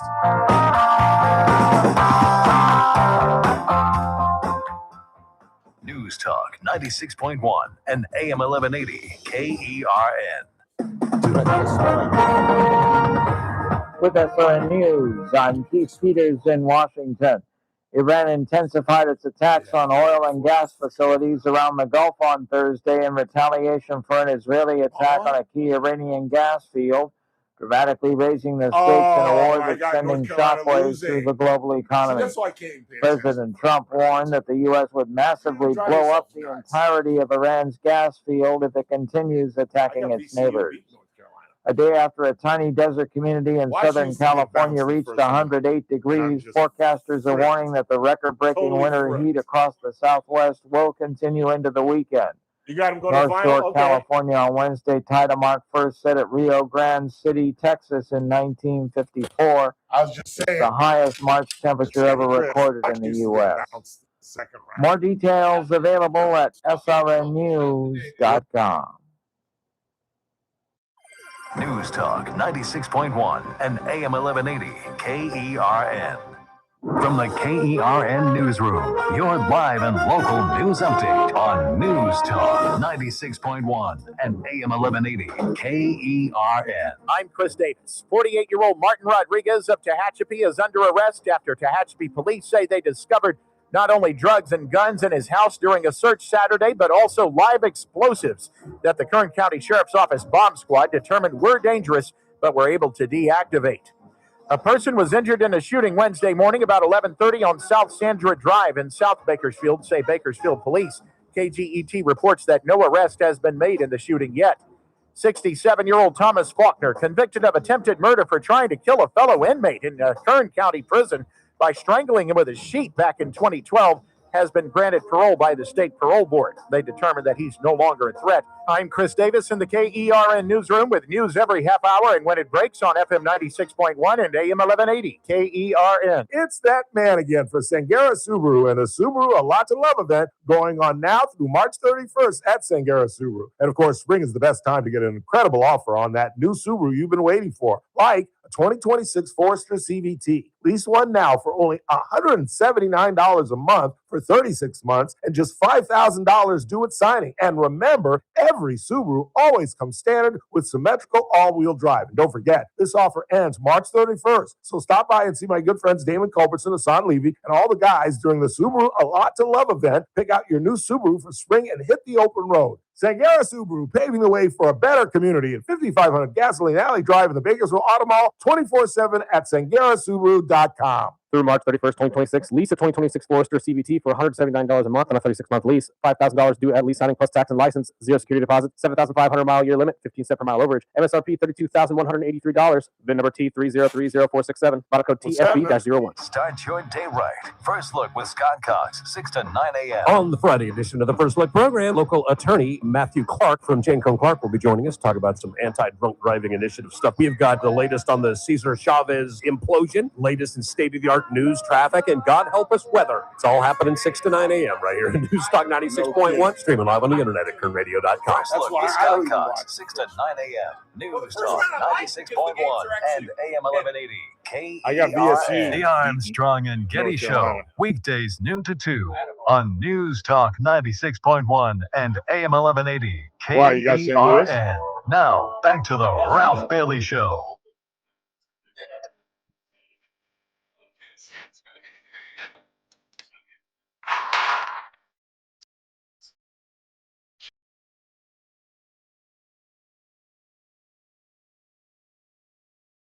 Give me a moment. Give you? Did he say give him a moment? All right, let's give Chris a moment. In the meantime, Kern Radio Studios are powered by. Oh, you can't even see it. I got to change the camera. Give me a moment. We're both having issues because I haven't gotten Petrie. You got what? I can't get Petrie. Oh, really? That's why I said give me a moment because I haven't gotten home. Is there any way to elevate this thing? I'll fix it for you. So go ahead and sit down. That's good. That's good. It's got my Technical in the difficulties, background, Steve, flag, my bobbleheads. By the way, I'm about to add to our bobblehead collection. Now that Dodger season about to get underway, I've got some more Dodger bobbleheads that I'm going to put on, including, well, I'm not going to say who it is. I'm going to place it up there and see if you guys can recognize who it is or if you guys even pay attention to my vast collection of, let us go through it, shall we? Yeah. The original 30 home run quartet, the only 4 players in the history of Major League Baseball to hit 30 home runs in one season. On your left would be Dusty Baker. On your right is Ron Say. Well, you can't see that. Let's go here because I'm about to lose their heads. The guy with the broken neck on the right, on your left is Steve Garvey, and in the back to your right is Reggie Smith. Only 4 men in the history of Major League Baseball to all hit 30 home runs in one season. It's one of my favorite human beings, Monsignor Craig Harrison. Yes, I still call him Monsignor. I don't care. I'm a heathen. What do I care? One of my favorite presidents at CSUB, certainly Vernon Harper, who I don't think is long for this gig. I've got a story coming up about Vernon Harper that could be another breaking story for the Ralph Bailey Show. But nevertheless, Horace Mitchell, who I once introduced as Horace Greeley? No, Horace Mann. That's what I introduced him as. He walked into a dinner that I was hosting. He had just gotten here, and I was the MC, and I was trying to figure out how to wrap up the night. He was good friends with Chuck Muncy. That's why he was there. Chuck Muncy, former New Orleans Saint, former San Diego Charger, and UC Berkeley student, and that's where he met Dr. Mitchell, while Dr. Mitchell was a dean at UC Berkeley. And so he came to see his good friend Chuck Muncy, but he came late, and he entered the room late. Nobody even knew he was there. And I had the great idea that I was going to introduce him. This is how I'd end up the night. I want to thank Chuck Muncy for coming and joining us here at the Boys and Girls Club. And by the way, I don't know if you guys know this, but the new CSUB president has just walked into the room. He's here to see his good friend Chuck Muncy, who was matriculating at UC Berkeley, while our guest was a dean there, ladies and gentlemen, Dr. Horace Mann. And everybody applauded and ignored my ignorance. And then afterwards, I came up to Dr. Mitchell and he said, Ralph, I appreciate your introduction, but I'm not white and I'm not dead. I said, okay, what are you talking about? He said, I'm Horace Mitchell. You introduced me as Horace Mann. Sorry, Dr. Mitchell. Armless Jackie Robinson, that I literally broke the day I got it on one of my numerous Thank you, Mike. Big Dog Parent. Appearances at Dodger Stadium on April 15th. Jackie Robinson Day. Makes it look sophisticated. The late Don Newcomb, much lighter than he ever was in life. I'll tell you that. That's like your complexion. I don't get that. That's not even my complexion. He's lighter than I am, and Don Newcomb was a dark-skinned brother. One of the great educators of the 20th century, Mary Bethune, who would go on to lead an all-girls school, and then Cookman College would form, an all-male school, and then Mary Bethune hooked up with folks at Cookman College, and it's now one of the historically black colleges down in Florida, Bethune-Cookman College. And one of my favorites, number 32, Irvin Magic Johnson. They called him Buck when he was a Laker. One of my favorites. And, of course, our adaptive network sign. Just thought I'd run you through that. Only because, dude, punt. Punt. If you can't get him now, Chris, punt. You can't get him now. Well, he texted me saying, do I need to call you? And I said, please. So I'm waiting for him. Why? What's going on? Our phones aren't working? No, it's his. I keep calling in, but it says that they're closed. So someone had turned on the oh, you don't have the cell number? D&D. No, I do, but again, I'm waiting for him to call us at this point because he usually likes to call from his office number. Well, text him and say we'll get him at 45 because now it'd be like 6 minutes, and I don't want to give him. I want to give him a whole segment. Just let me complete this, and then we'll get him. Well, honestly, he's probably listening because that's probably why. Daniel, just wait till 45. We'll call you at 45. I want to give you a full. Oh, there he is. Speak of the devil. Should I call you guys? I just sent him. Yes, at 45. We'll talk to him then. In the meantime, let's check the board and see what you all are talking about. Let's see. Ralph, hope you enjoy your trip to Texas. I am planning a trip in December to Yuma, Arizona. It's going to be 70 degrees there. I am not good in cold weather. I'm not really good in cold weather. I don't know what the weather's like. Yeah, I'm thinking about going to Corpus Christi in about 2 or 3 weeks. Never been there. I've been all over Texas. I've been to El Paso. I almost moved to Tyler. I've been to Dallas. I've been to Fort Worth, which is, neighbors. I've been to Austin. I almost went to the University of Austin at Texas. I've been all over Texas, but I've never been to Corpus Christi, which is a coastal community. So I'm excited to see the city for the first time. It's kind of down there below Austin, south of Waco. And I found a decent flight. I actually found a flight that goes directly into Dallas, and then Dallas goes directly into Corpus Christi, which I was shocked. And it's not if I go this weekend, it's like a G. But if I go like in a month, it kind of calms down to like 4 or 5 bills, which I can totally handle. That's not bad. They're not too bad. Yeah, no, not at all. And just one layover in Dallas, fine. I've been to DFW. I love DFW. It's a good airport. Great bars at DFW. That's the key for me when I'm flying. Why are we cutting out? I told him 45. Okay. How about you want to take a break so you get him at 45 so you had the whole time there? But let's read a couple text messages. Okay. Ralph, have you seen the Trump Army boots online? Only $130 a pair, red, white, and blue, with Trump pendant signature on the side.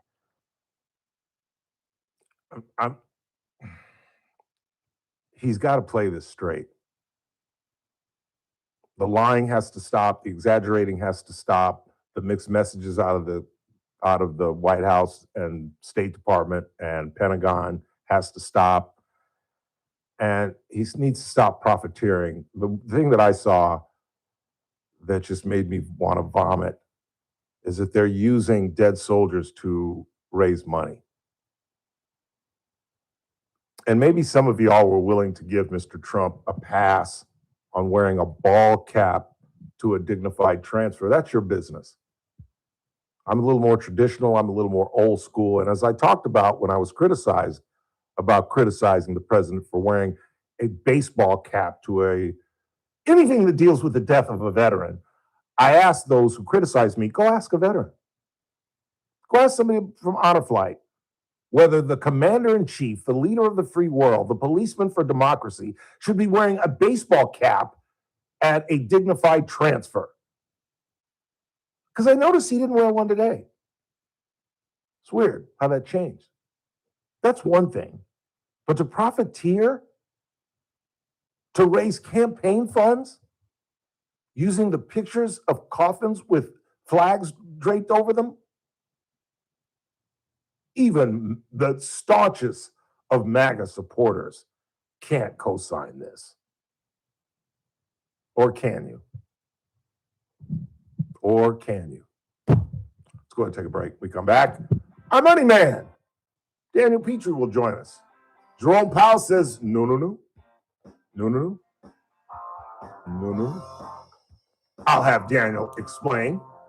Then coming up at 5, we'll talk about the Save America Act. Talk a little sports as round 1 is about midway through. It's a fun day, hard to follow, particularly for those of us who have 3 different brackets. I've got 1 here at AGM and 2 others at another. That's why I didn't put in 2 with ours, because I was like 4 brackets to follow. I'll be going nuts. But y'all got to root for Houston. Houston. In fact, come back with Houston by D. Martin. I will in the 5 because we have Petrie next. Oh, that's right. I don't care. Make his song Houston. Make his song Houston. Give me some luck. I need some luck. Houston. Daniel won't mind. Houston. I'm losing I got March Madness. I'm going crazy. I want to win, damn it. Quick time out. We're coming right back. It's the Ralph Bailey Show on News Talk 96.1 and AM 1180 KERN. We're streaming live at KERNradio.com. News Talk 96.1 and AM. Big Mike. On the next Armstrong and Getty Show, why is marriage disappearing in America? The answer is a little complicated, but it sure is interesting. Well, I can't wait to hear that. The war with Iran is clearly escalating over the last couple of days. We'll see where we are on Friday's show. It's getting a little touchy. We'll have all the latest on the next Armstrong and Getty Show. Weekdays noon to 2 on News Talk 96.1 and AM 1180 KERN. As the song goes, the heat is on. And it looks like we're about to face a pretty, as the motion picture title goes, long, hot summer. So if you've got a summer event coming up, whether it's graduation or a birthday party or a wedding, I wouldn't sweat it, literally and figuratively. I'd get on the phone and call 393-5507. 393-5507. Big Mike's Ragin' Barbecue. I've told the story of one of my best friends, Garce's kid who made it all the way to the National Football League, played for Bill Parcells and the Green Bay Packers. And that discipline, that hard work, he's applied into becoming one of the best caterers in all of Kern County. Call him today, whether it's a wedding, a luncheon, a dinner, a graduation, whatever the celebration is, Mike comes ready. He comes personally with his crew, his rig. He does the cleaning, the cooking, the serving. I don't know about the cleaning, but he's got his crew with him to handle it all. Call Mike Ariate today at 393-5507. That's 393-5507. Big Mike's Ragin' Barbecue. And yes, they're still raging hot.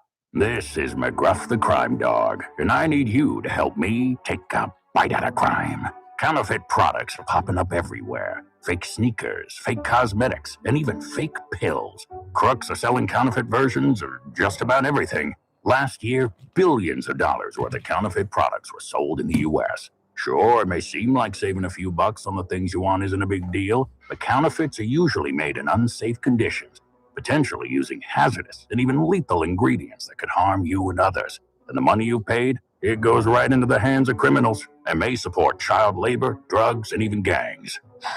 Smells like big crime to me.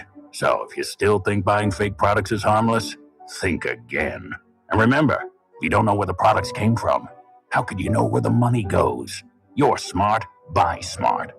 Go for real. Learn more at mcgruffpsa.org. This message is brought to you by the United States Patent and Trademark Office and the National Crime Prevention Meet Council. Paul Sheldon's client, Dr. Roland Rodriguez. Hello, this is Bakersfield General Surgeon Dr. Roland Rodriguez, client and friend of Mr. Paul Sheldon. It is my great pleasure and privilege to relate to all of you my absolute exemplary experience with Team Paul Sheldon. I have also referred a number of my colleagues to Paul Sheldon's office, only to receive the most stellar feedback from my doctor friends regarding the office's expert navigation through the complex maze that is Medicare. And even though Paul Sheldon himself is now facing some temporary health challenges, his longstanding and most experienced and expertly trained team of ladies, Christine, Kelly, and Lynn, continue to masterfully guide the clients through the complicated world of Medicare. You most definitely could not possibly do any better than to reach out to Paul Sheldon several months before turning 65. Thank you. When Medicare matters, our team has the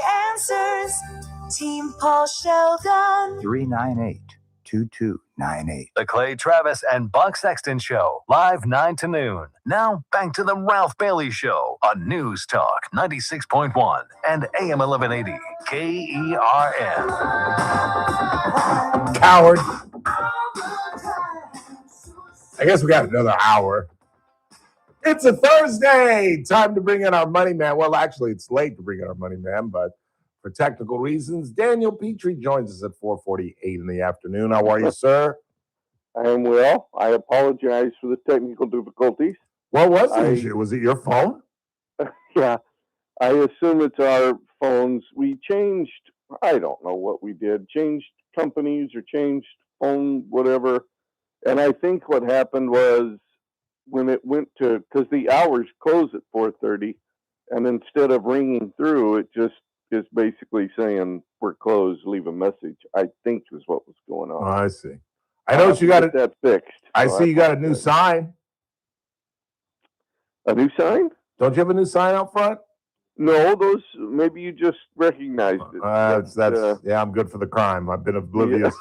We moved them a while back. But oh, is that what it is? You moved relatively new, I'll say. How okay. About that? Very good. Yeah. So, Jerome Powell, once again, lets down the president. What are your thoughts on his actions or actually inactions? Fascinating. He's kind of stuck. Yeah. And of course, the war has made it almost more stuck on both sides. So he doesn't want to lower rates because of persistent inflation. Persistent inflation did not get better with the war because of the oil issue, right? So he's kind of stuck there wondering, well, should we? Which one will win? A weaker consumer-driven economy based on people having fewer dollars in their pocket, or inflation based on prices going up because of what's going on over there as well. So he couldn't lower rates for that reason, and he couldn't he didn't want to really raise rates, but one could argue he may want to raise rates to fight inflation. Right. Although I think they view the oil situation, as most do, as temporary. The problem is the longer it goes, the more it will affect things. Yeah. And it's absolutely a coin flip as to how this thing is going to end. That there's some points where I feel like, okay, we're going to get this done. And then I hear that they still have, 15% of their drones, and one little $20,000 drone can sink $1 billion cargo ship. Yeah. Well, and then at victory, I guess you can define victory in many different ways. Eventually we will make them pretty much incapable of doing damage, or as close to it as we can. Now, does that mean that we have a different regime, or they change their policies, or they're just hammered so bad that they won't be able to do anything for 20 or 30 years? I don't know. And I think that's the frustration with some, is they don't quite understand, well, what's victory mean to you, President Trump? Yeah. And I don't know if he's defined it well, or he gives answers, of course, that make the enemy, well, I shouldn't say the enemy, who makes those who dislike him believe their own bias. Let's put it that way. Contradictory statements that simply aren't even true, that China gets 90% of its oil out of the Strait of Hormuz, which is just factually incorrect. And how Susie Wiles, there's incredibly competent chief of staff, and some of the smarter people in that administration, like Marco Rubio, allow him to say things like that. This is war. He's got to play this straight. And he's only going to lose support when things that he says get exposed not to be true. Yeah, I don't think Trump plays it any other way but the way Trump wants to play it. Yep. And that is what it is. You're absolutely right. It doesn't help. I mean, it doesn't help us who want conservatives elected. Right. It doesn't seem to help him, but it doesn't prevent him from doing it either. It almost makes him double down more. But you can't say on Tuesday, we basically won. We basically won. It's all but over. And then Friday try to shame Western Europe for not helping us with the Strait of Hormuz. Or we might put boots on the ground. Or we might put boots on the ground. When you just said 3 days ago, we basically won. And all three might be true. I mean, you could argue we basically won, but that doesn't mean it's over. So no. He doesn't. It's hard because he changes his, when he speaks off the cuff, you don't quite know what his angle is. Exactly. And he needs to define it better because he lets other people define it for him. Exactly. And he doesn't understand or ignores history that the biggest problems that we've always had, whether it's Iraq, whether it's Afghanistan, whether it's Vietnam, is defining the goal, defining what the mission is, and defining what victory looks like. And nobody really knows what that looks like. Yeah, you're right. The argument is, well, they don't know, or they'll figure it out later. And it's like, well, that's not a great plan. And the reality is, when the political heat gets high enough, because now, as I mentioned from the very get-go, you know when this thing's going to get funky? People can put up with gas prices, but when that $300, $500 trip to Corpus Christi is now $800, or that flight from and 4 times as long, because we won't fund DHS. Yeah. That's when people are going to get upset, and that's when the political threshold is going to get tough for this administration. Yeah, in my opinion. Yeah, well, and both sides. I read something over the weekend where the Democrats are starting to feel pressure, and they want to get some kind of funding done for that because it's hurting them as well. Yes, because their thesis is we're not funding ICE. Well, ICE is funded until 2029. Right. So now they're not achieving their goal. They're funding everybody. Exactly. Yeah. So now they're coming up with caveats and things that we need this, we need the masks off, we need this, we need that. And that's why you're not paying TSA people? Really? It makes it seem to lay people such as myself that all they do is play politics with their own agendas. And to heck with the people. There are two Americas, Daniel.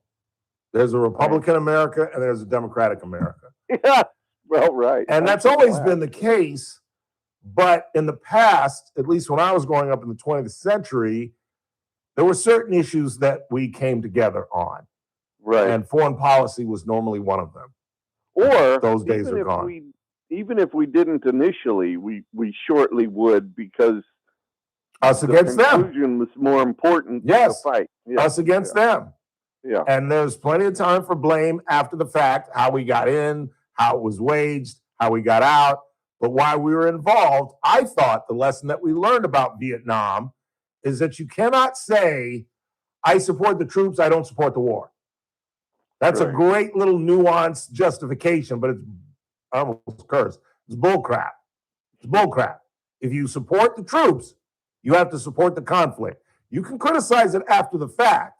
But while those men and women are in harm's way, every living American citizen should support epic fury, in my humble opinion. You may not like it, but you may not like it. Support the country. But somebody's child is out there fighting for you, and you should support them. Just my thoughts. I concur. We've got a hard break since we started at 45, so we got to squeeze in our looks at gold and silver and the deficit. Gold and silver are correcting pretty hard, along with everything else, which is good to a hear. Odd. because you would think metals would be booming with war and conflict, but gold is around 46.50, silver just under 73. Yeah, they kind of corrected. I expect that to be short-lived. I think they will bounce back. I don't know when, but I believe they will. Yeah. And the debt had a big number again, $136 billion for the week. What'd you say? Say it again. $135 billion we went up for the week. We are now over $39 trillion in debt. We hit over the 39. And it's only going to get there. It's only going to get worse. The president's about to ask for $200 million to support the war. My guess is we hit 40 sometime this summer. Wow. That our poor children, our poor grandchildren. I really feel bad for them. I truly do. I'll be eating worms, but they will be eating top ramen. Yeah. In the fourth quarter of their lives. Defense is the fourth largest budget item, but interest on the debt is third, and interest on the debt is going up faster than the defense spending, believe it or not. In deep doo-doo, Daniel. Sooner or later, even if Congress and we do nothing about the debt, the market will force us to, and that will be ugly. Yes, it will. There'll be some. Just like a virus in the system, you'd rather treat it before you let it decide it needs to be treated. Before it spreads. That's right. It's always best to catch it early. Yeah. Have a wonderful weekend, sir. We'll talk to you next Thursday. You as well. Sorry I missed you last week. That's okay. Take care. We'll talk to you soon. Thanks. Bye. Daniel Petrie.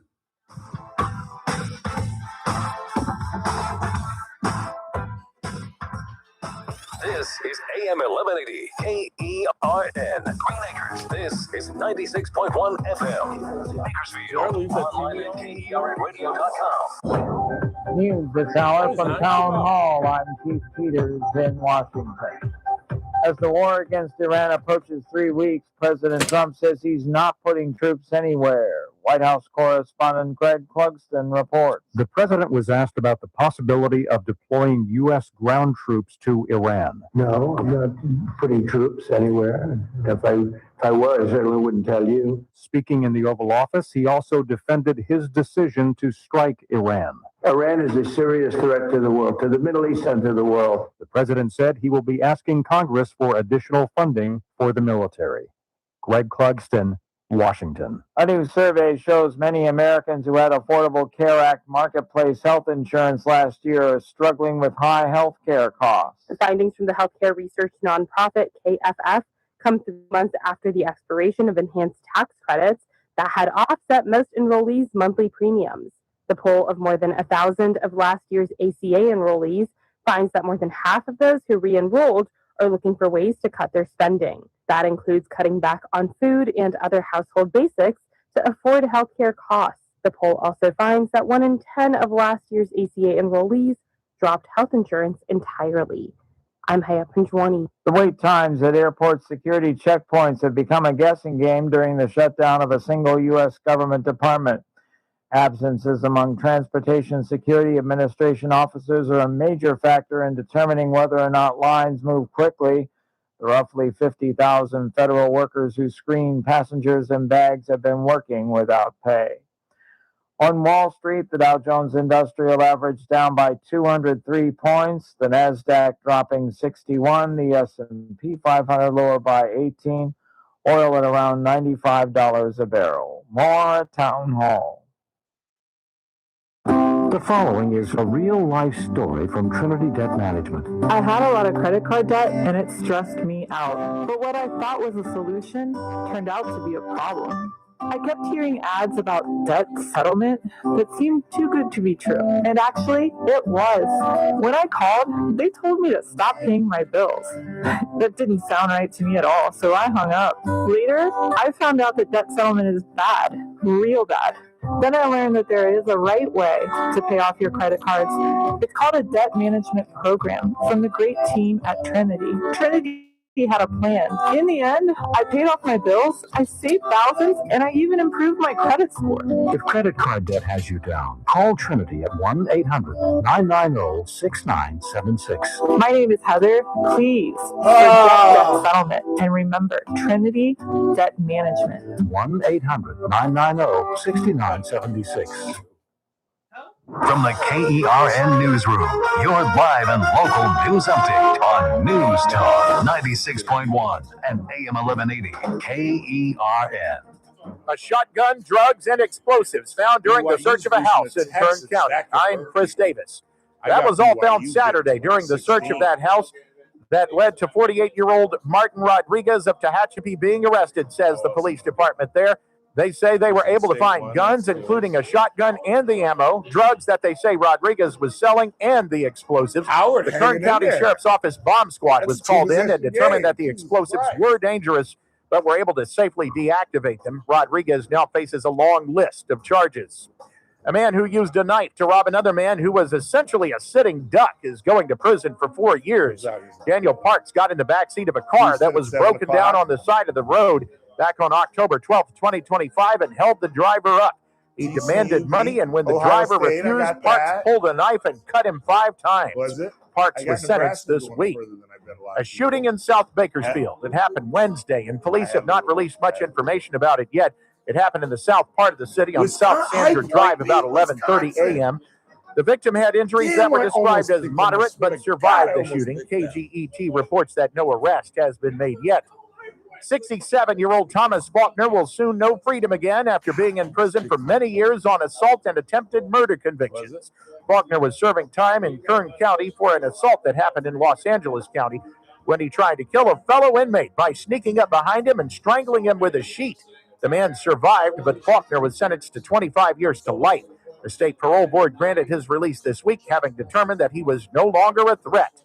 I'm Chris Davis in the KERN Newsroom with news every half hour and when it breaks on FM 96.1 and AM 1180 KERN.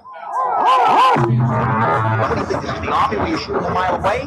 You got to get up close like this. Little thing, you blow their brains all over your nice Ivy League suit. It's the Ralph Bailey Show on News Talk 96.1 and AM 1180 KERN. Now make sure you leave the house when you make the call. You understand me? You hear me? Call from an outside line. I mean it. Call in or text to 661-842-KERN. That's 661-842-5376. Listen live at KERNradio.com. Now, the host you've been waiting all day for. Live from the KERN studio, here's Ralph Bailey. Final hour of the broadcast on this Thursday, 19th day of March. It's the Ralph Bailey Show on News Talk 96.1 and AM 1180 KRN, where we stream live at kernradio.com. Please stand by. George Culver. See what George is talking about. I just ran into George. I saw him at Luigi's the other day. Ralphie, I plan on bringing a check for $100 to the tournament Monday and a couple of raffle items. Also, what time is the tournament, George? We tee off at 11. If you have raffle items, though, Mr. Culver, we're going to have to get you in contact with either JR or somebody who's running this thing so we know what you got. So who should I have call him? Well, in fact, text JR right now and just tell him George has got some auction items. What should we do with them? We tee off at 11. I'd come by at 10:30. Shoot, as early as no, go ahead, Matt. Don't just show up at 10:30. I'd even go 9:30. No, you don't want to just throw this at the last second. What time is the auction? The auction's after the tournament. I understand that, but there's going to be people doing stuff at the tournament. Everybody's going to be running around. Like, nobody's really going to have. I'd come by at 10. I'm telling him 10. I don't care what you say. I'm telling him 10. If we can't figure it out an hour before tea time and 5 hours before we do the auction, we're in trouble. We'll tee off at 11. I'd come by 10. That's what I'm telling you. I'm sure we'll figure it out by 3:30. I mean, you just place something there, you put bread around, so not that hard. 842-5376, 842-KERN, and a couple of stories. Benjamin Netanyahu addressed the press today. And let me tell you something. I am a full-throated, wholehearted Please stand by. I'll bring a signed book and picture. Oh, great. He's bringing one of his outstanding books on his life, which I have read, which is a great read. Outstanding. Thank you. I wrote thank yo, but I think you'll get the point. But the Prime Minister of Israel, again, addressed the media today. And first thing he addressed is what Joe Kent, who resigned from counterterrorism, who is an anti-Semite, which, I think the focus on Joe Kent has been poorly placed. The attention on Joe Kent should be, how in the world could a devout anti-Semite get in the Trump administration? And it gets back to my belief that, I'm starting to lean against my own belief that Trump isn't a bigot, but he likes to play one. And he does things that bigots don't do. Assist Jesse Jackson during the 80s, gave him office in Trump Tower for free, helped him establish Black businesses. Bigots don't do that. They just don't. They don't want to do business with Black people, let alone do something to support Black people. But when he does things like, hire certified anti-Semites, makes you wonder sometimes. It really does. But Kent's point was, being an anti-Semite, that we were dragged somehow, Chris, into this conflict, when in fact, that's exactly the opposite of what Benjamin Netanyahu insists. This canard that we drag the United States into it is not just a canard, it's ridiculous. It's just ridiculous. I think President Trump said it best, and I said it as well many times. There's always a danger in acting. But in conditions of existential threats, there's a much greater danger in not acting. What do you think would have happened if America did not act now? Just imagine what would have happened. In a few months' time, no more than a year, Khamenei, still alive, would have ordered the beginnings of the new nuclear program and the reconstructed ballistic missile program to move underground. No question about it. And to answer Mr. Netanyahu's question, you know what would have happened? Iran would have become North Korea, where North Korea quite quietly, quite subtly created a nuclear infrastructure. Then after doing so, they created a ballistic missile shield. So where now, if Trump wanted to go in and destroy North Korea's nuclear infrastructure, we couldn't do it. We could do it, but it would be a costly, deadly fight that could lead to World War III. And the thing that I don't understand by those who are against epic fury is their lack of forethought. Do you really think that if we just leave the Iranians alone, they're somehow not going to try to rebuild their nuclear infrastructure? And if in fact we all agree, that in fact Iran will continue to build an infrastructure, will continue to hoard uranium and continue this effort, do we not all agree on that? Or are there liberals who believe, well, they'll just go away?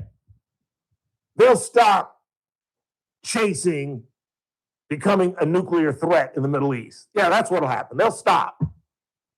Whether it's 5 years, whether it's 10 years, 7 presidents have uttered the words, they cannot have a nuclear weapon. And now finally, someone is doing something about that at Iran's weakest point in the 46 years we've had to deal with the Khomeinis, the Ayatollahs. And still, no sign of the son of Khomeini. I think he did. They don't want to admit it. He's put out press releases. He's made statements. We ain't seen his ass since his mother, father, son, and wife were all killed in the initial attack. So I think he's either critically injured or DEAD. But again, it is the Trump administration that fuels the criticism of Epic Fury. Their inability just to play it straight for once, just play it straight. No mixed messages from the State Department or from the Pentagon or from the White House. This whole thing began on mixed messages. If you're engaged, you heard on this show Marco Rubio say, we're starting this war because Israel was going to attack Iran and therefore Iran would attack us. Then we heard from the White House, no, the president just had a hunch. Felt that they were going to attack us, so we attacked them first. That is a weak thesis for sending people's children in harm's way. And even George Bush, at his worst, sending us into Iraq, confided with the Congress, confided with the Senate, sent Colin Powell as the flunky that presented the evidence. Colin Powell never got over that. His relationship with George Bush before he died never ever cemented back together because he felt like he was a pawn in George Bush's lie about weapons of mass destruction, because it was Colin Powell, if you remember, who made the 5-paragraph essay on the massive threat that existed in Iraq, and then come to find out that threat didn't really exist. And that's the thesis of the Democratic Party right now. Because, again, Trump won't play it straight. Listen to I shouldn't call him that. Listen to Benjamin Netanyahu, and then we'll compare that to what the president has said. Here's the Prime Minister of Israel. Now, it'll take them a little time, maybe a few years, but you can't reach those programs. And they develop intercontinental ballistic missiles, okay? That means missiles that can hit Chicago and New York and Florida and Texas and California. Oh, but they don't have it yet. That's what people said. Right, let's wait. Well, just let them do it, just wait and let them do it. You won't be able to do it. It's the last moment. No, it takes a little time. I mean, you had a few months to prevent them from doing it and to just decimate these industries and perhaps achieve this transitional government in Iran.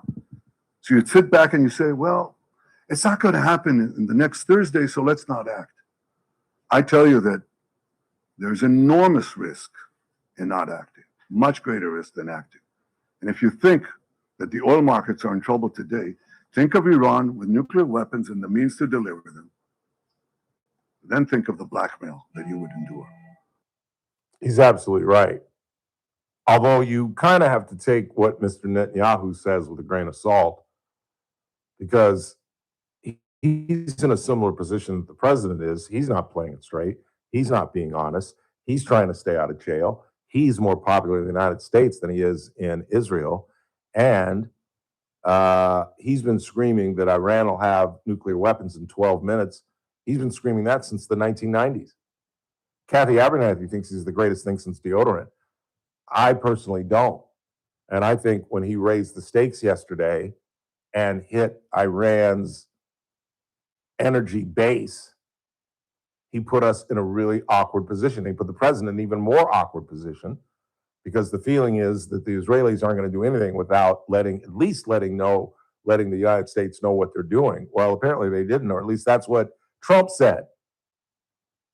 And again, it gets back to what I'm talking about, where the president just won't play it straight. He said he had no idea they were going to hit their energy. And the reason I say they can't hit their energy, because if you remember correctly, either late last week or earlier this week, I was applauding President Trump for urging the Israelis not to do that, because we don't want to destroy Iran. Let's make that clear. Let's understand what this epic fury is all about. We don't want to destroy Iran. This isn't a typical war where we want to kill everybody and just destroy the country. No. We want to keep their infrastructure intact. We want to destroy their military capabilities and then leave the country viable and livable for the Iranians. We don't want to be the bad guys. literally the guys that destroys this country. So the fact that they can't recover for 15 to 20 years, where generations have to go without power and dealing with food shortages and that and this and disease, because the United States and Israel destroyed a country that's bigger than Texas. But remember who Benjamin Netanyahu is. That's why I can't jump on the Kathy Abernathy train and call this guy this great leader. Because remember who he is. Just as the Iranians want to erase Israel, I don't know about the Israelis, but Benjamin Netanyahu wants to see Iran become a parking lot. Period. End of sentence. He wants every Iranian dead. D-E-A-D. Muerto. And that's just not our position, nor should it be. And that is going to cause problems as Epic Fury gets really up on its feet as it's beginning. Our bombs are getting heavier. We're starting to use B-2s. We're starting to use bunker busters. Because obviously the Iranians got smart and they're digging underground and hiding all their ballistic weapons underground now. I conclude with basically saying, I don't know who it's going to be, but if Epic Fury is going to be a success, there are going to be boots on the ground. Let's all say a prayer tonight that it's not American boots, but this can't strictly, exclusively be an air campaign. Not and do what the president intends to do, and that is to completely decapitate the Iranian ability to wage mayhem in that region. Let's go ahead and take a break. We'll check the board one more time, see what you guys are talking about, get to the bottom of the hour. Talk a little bracket busting. We'll get you updated on some of the upsets. There have been, obviously, as there always are, on the first day of March Madness, some upsets. I still haven't heard my Dean Martin song. You're trying to mush me. I see what you're doing. I see what you're doing. Oh, yes, because I need to mush you. That's right. That's right. That's what it is. Because you feel it. You feel that Houston momentum. And you, like the rest of the employees, realize, holy crap, Bailey could win this thing outright with just a little, what do I need, like 5 victories from the Cougars? Is that what I need? First round, second round, 16, 8, 4. I need 6 wins. Is that right? 6 wins.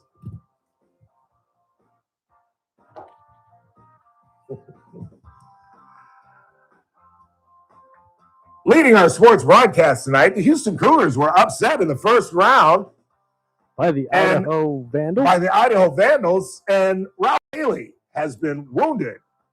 He is at Mercy Hospital. There are some rumors that it was a self-inflicted wound. If they go out in the first round, I'm going to eat a gun. Come on, Michael.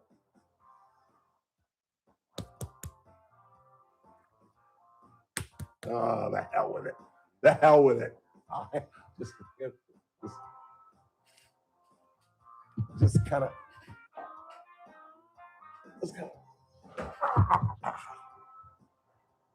I'll hang myself. That's what I'll do. Too noisy to use the Block 23. My neighbors would come rushing. Nah, I just hang myself. I shouldn't joke about suicide. Let's take a break. It's the Ralph Bailey Show on News Talk 96.1 and AM 1180 KRN. We're streaming live at KernRadio.com.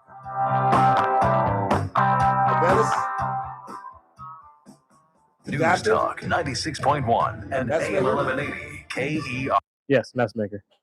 The JR Show, weekdays at 2 p.m. $500,000 for a building that is burned down 23 times in the last year, and it only makes me ask, why the hell haven't we just let this thing burn down to the ground already? And then the internet, as great as it is, the comment says, I hope the person that reports this fire didn't call 911. Weekdays at 2 p.m. News Talk 96.1 and AM 1180 KERN.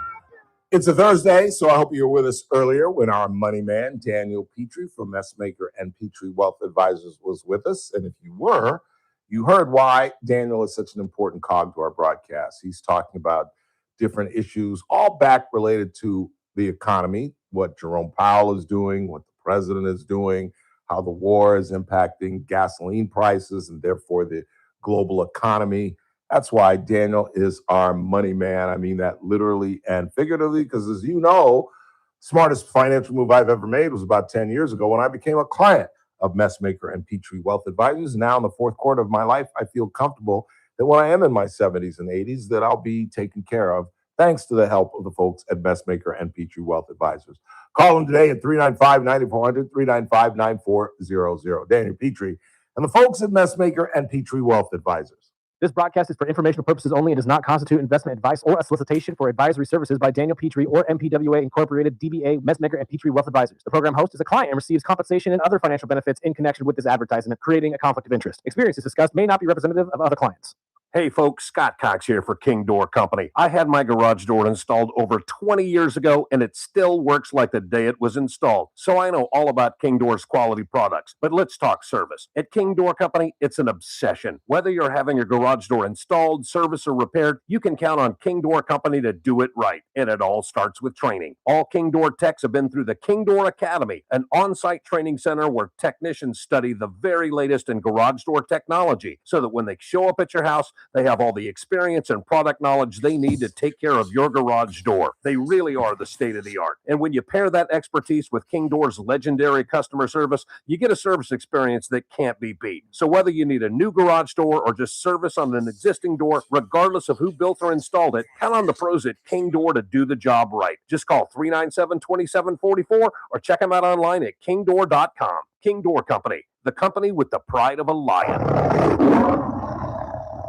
Are you looking for a one-of-a-kind way to honor your team or commemorate a special event? Look no further than Martinez Challenge Coins and More, the premier challenge coins and specialty metals company in Bakersfield. With years of experience and a commitment to quality, Martinez creates custom challenge coins that are truly exceptional. Whether you need coins for your military unit, law enforcement agency, or corporate team, they have you covered. Their expert team will work closely with you to design a coin that reflects your unique vision. From intricate artwork to personalized details, Martinez ensures that every coin is a true work of art. Hi, I'm Ray Martinez, owner and founder of the company. So don't settle for ordinary when you can have extraordinary. Contact Martinez Challenge Coins and More today and let them bring your vision to life. Visit their website at martinez-martinezllc.com or call 661-304-9589. Martinez Challenge Coins and More, where excellence meets craftsmanship.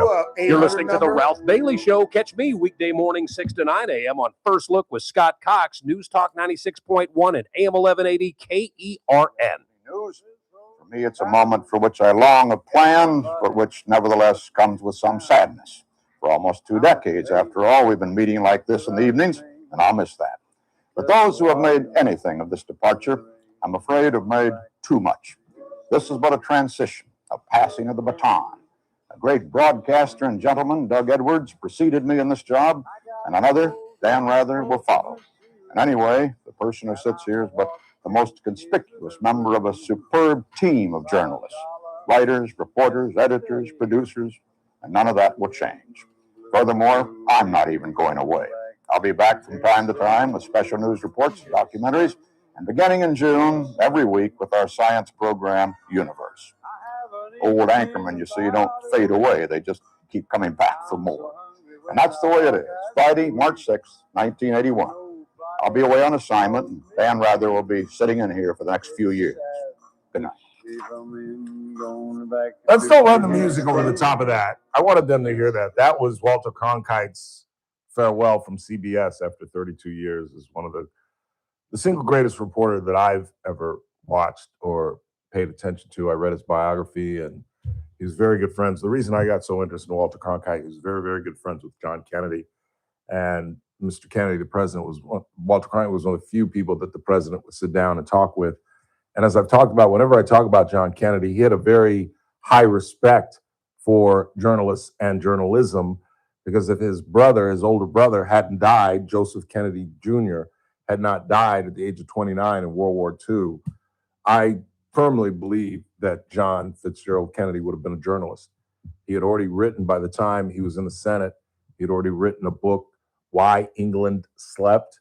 It was his historical analysis of why Harold Chamberlain and the English thought that they could deal with Adolf Hitler.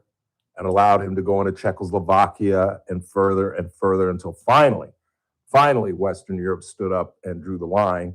But at that point, they were goose-stepping in Paris, almost literally, and were bombing on the daily, England. And later he would write Profiles in Courage, in which he won a Pulitzer Prize, which is the highest honor in journalism. A lot of people think Theodore Sorensen, his longtime speechwriter who followed him to the White House, actually wrote it, but I don't think so. And I think that's why, in his kind of midlife crisis, trying to figure out what he was going to do before he ran for president, that's why John Fitzgerald Kennedy Jr. went into journalism with that goofy, ridiculous, barely got off the ground magazine, George, where he had Cindy Crawford on the cover dressed up like George Washington. I mean, it was ill-fated from the get-go. It got off to a fast start because it's John Kennedy. And then once he refused, because he was trying to be, he was cursed. He enjoyed being John Kennedy, but at the same time, he didn't want to be John Kennedy, and he didn't want to be treated like John Kennedy. And it's like, dude, if you lost your mind, we can't help but treat you like John Kennedy Jr. Hell, people called him John till the day he died, and no one in the Kennedy family ever called him John. That started when a reporter heard the president calling for his 2-year-old son, and he went, John? And the media ran with that and said, we've got a nickname for the boy, for the prince. It's John. No one, I do mean no one in the Kennedy family ever called JFK Jr. John. But I really believe that's why he got into that ill-fated, ridiculous magazine that I was stupid enough, being the Kennedy freak that I was in my young 20s. Yeah, I got a year subscription. I think it cost me like $26. It was a horrible magazine. Last half hour of the broadcast, I would stick around if I knew. News Talk 96.1 and AM 1180 KERN. With SRN News, I'm Keith Peters in Washington. Israel has pledged to refrain from more strikes on a key Iranian gas field after Iran intensified its attacks on oil and natural gas facilities around the Gulf.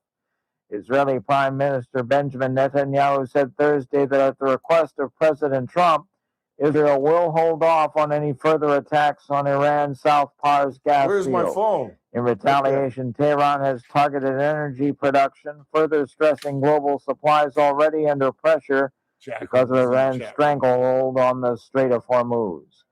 The wait times at airport security checkpoints have become a guessing game during the shutdown of a single U.S. government department, with the daily attendance of Transportation Security Administration officers determining whether lines move quickly or stretch far outside terminals.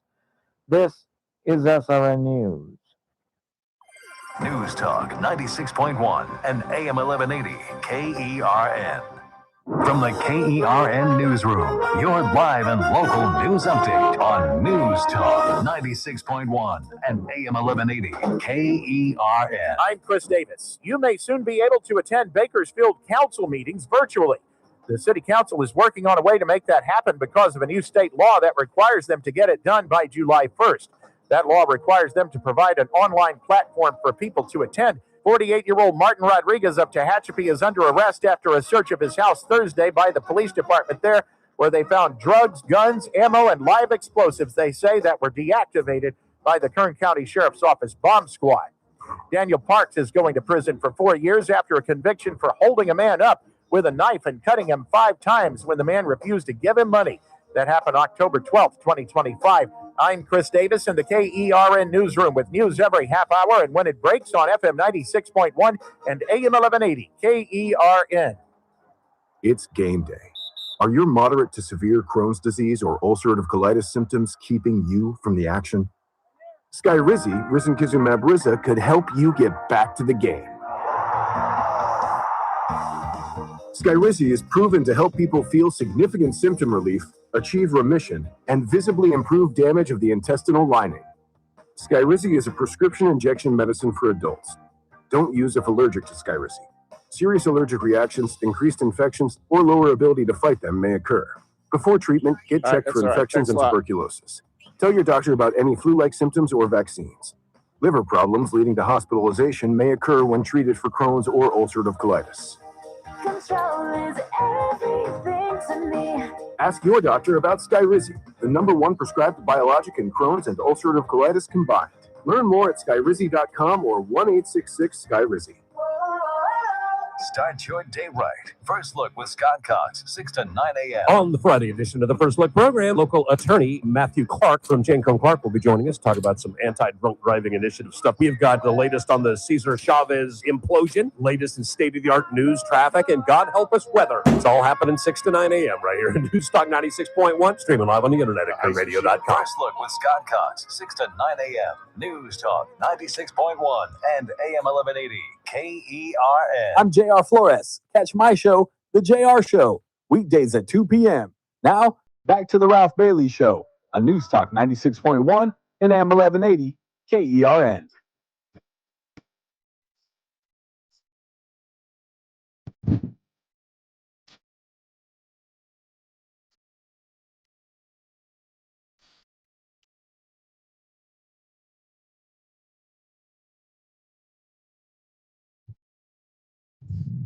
Let's take a look, shall we? You got your brackets? Give me a sec to pull it up, but I can. I'm going to start with hang on, I'm getting text messages. I'm going to start with the one that I'm not in with you guys, the one that I'm in independently of our office. And that is the fellas, the Lee brothers, Louis and David. I'm in their deal. It's about 50 of us. And let me go to standings and see how I'm doing. Oh, great. I am 25th out of, actually, I'm not doing that badly. Out of 142 entrants, I'm 25th. So not a bad first round for the kid. The leader has 63 points. And this is not even through with the first round. Aren't there first round games tomorrow as well? Yes, this is just first day. Yeah. Oh, hell, I'm right in it. The leader is at 63. I've got 62. It's just that there's so many people with 62 ahead of me. So I'm in good shape. Our leader right now is Alex Lee, one of the Lee family. That's a little funky. Lisa Perez, Katie Murchison, Ed Varner. I know Ed Varner. Brad Augustine, Jennifer Tucker. Oh, Lord. And guess who's 8th, Chris Burdick? Chris Zucchini? Yes. The devil. Gazook, the little leprechaun, is 8th. Let's see how many points he's. Oh, we have the same amount of points. How come he's 8th and I'm 25th and we have the same amount of points? Because it's early and everybody's just it's a cluster right now. Now let's take a look at the company deal. What do you got? Where are you in the company deal? Right now, I'm towards the bottom. I'm tied for at the bottom right now with 4 wins, but the top leader has 7, so it's really not that far off. And where do I stand? Can you see me? Let me get in here real quick. You are 4th. You damn right I'm 4th. No, you're in a 6-7 way tie for first because everybody's got 7. Is that right? Randizzle's got 2 in there with you. Looks like Hop is up there. Oh, Lord. I don't know who Anya is, but she's up there as well, along with Jerry. Yeah. Who do they have winning it? Oh, I could. Let's see. Hop's got Michigan. Cool, because they ain't winning it. Oh, I'm right there at the top, Jack. Jerry's got Purdue. That ain't happening. Although I got Purdue going deep, but they ain't winning it. Anya's got Florida. Randizzle has Arizona. And, Arizona's not gonna make it to the final 8. Arizona craps the bed. I hope you're wrong. They crap the bed every year, Chris. They crap the bed every year. They spit the bit every single year. They tease you because I'm a victim. I go with Arizona because I'm a Pac-12 guy. I was raised in the Pac-8. Hell, I've seen it go from 8 to 10 to 12 to see you later. And everybody leave the Pac-12. But so I naturally root for the West Coast teams. And every year I get sucked in by Arizona. I can go all the way back to Sean. Who was the kid that ended up playing for the Spurs? Good shooter, came out of UA. Sean Penn, Sean Burrows, Sean Cassidy, Sean Miller? No, he was a shooting guard. He played for the Spurs. He played for University of Arizona when I was a kid, and I loved him. Sean Elliott.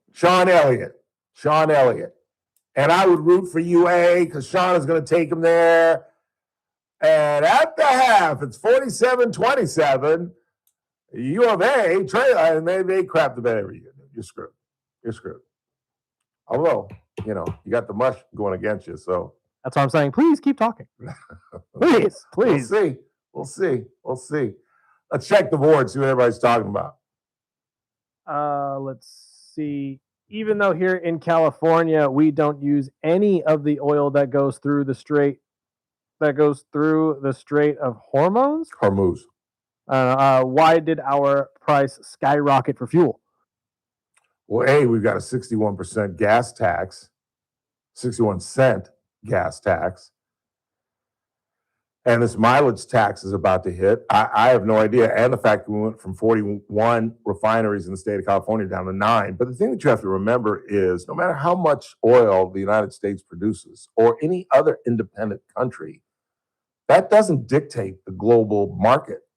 The global market is set by the Middle East. And as long as there's 20% of the global oil coming out of that region, unless we get it secure or get some kind of confirmation from the Iranians, which we'll never get, that British and German and French and American trips can transport through there freely, this thing, it's what, 110 a barrel today? 110 from like 70 a week ago, then went to 90. We're going to see 150, 160 bucks a barrel, which is great news for our millionaires and billionaires here in the Central Valley. But for Californians, you're looking at $6, $7, $8 a gallon. In LA, there are some stations, that I think it's a Texaco in Beverly Hills, right down from the Beverly Hilton. No, it's a 76. It's a 76 station. It's one of the few in LA with the big ball. There's one in Westwood and there's one in Beverly Hills. There's one at Dodger Stadium, I think, still in the parking lot, right? Isn't there a 76 station with the big ball out in the middle of the parking lot? My dad used to park way the hell out there. We'd have to walk all the way from that damn gas station. And the 76 in Beverly Hills is $8 a gallon. And you see these bougie women getting out of the car and handing over their black card to the guy. $8 a gallon. That's right now. 842-5376, 842-KERN. What else you got? JD's online for you. JD, what's really going on, my brother? I'd be interested to hear what you got in your March Madness. Well, I don't have anything in March Madness. I'm not very good at college basketball. So you did not fill out a bracket? Nope. Wow. I'm shocked. Did not. Shocked. No, that's, I also don't do fantasy football. Yeah, I don't do that. Yeah, I don't do that nonsense. I don't do that nonsense either. I'm shocked. No time for it. I'm shocked, though, you're not in the sports book somewhere in Vegas. No, because I got to go to some golf tournament in Bakersfield on Monday. Oh, you're playing? Outstanding. Outstanding. Yeah. That's good to hear. Yeah, I'm coming down Sunday, and then I'll probably leave Tuesday and go to Vegas because it's such a short ride from there. Is that right? Yeah. Well, good. Maybe we can get a little small group after the golf tournament, go down to KC Steakhouse, have a beverage or two. Well, I'm planning on going to KC Steakhouse maybe Sunday night because I got some buddies coming in. Obviously, not open Sunday night. No way. I'm sorry. They're one of the few. The only day they close is Sunday. They're open on Mondays when most restaurants in this town are closed. But that's the only day of the week they're not open is Sunday. I'm sorry. Now that is funny. I would never have guessed that. Yeah. Yeah. Didn't even look it up. Didn't even think to look it up. Yeah, I'm glad you called because that would have been heartbreaking for you to show up there and have the doors locked. Now I'll have to find some other place to go Sunday night. On a Sunday night, what do you got, Chris? Outback Steakhouse, but that's a chain, but it's run by someone we know and love. Our main anchor at Channel 23, his wife, Lori, a wonderful human being, runs that. That's an alternative. Bill Lee's, if you like Chinese food, they're open on a Sunday. Set on a steak or you just want good, like a good amount of food, you can always go to Woolgrowers. On a Sunday? Yeah, I think they're open on Sunday. I'm not sure about I have to double check that one, but I'm pretty Yeah. sure they're open on Sundays. Yeah, I'm not sure about that. But you got a large. Not open on Sunday. That does surprise me. Yeah. That's all right. Yeah. That's all right. So you ready to play some golf on Monday there, Ralph? I am. We're going to be 4 under. Okay. That's good. I've got control of the pencil. And that's anytime you're in a scramble, that's kind of the key part of the whole deal. I don't want to win. I'm just not turning in a +3 card, JD. I'm just not going to do that. I'm not going to do it. Understand. We're going to be 4 under, and I'm telling that to everybody right now. I had a late drop out of one of my groups, so I'm trying to find the fourth. But Oh, yeah? we got two guys that you're going to enjoy. Okay, good.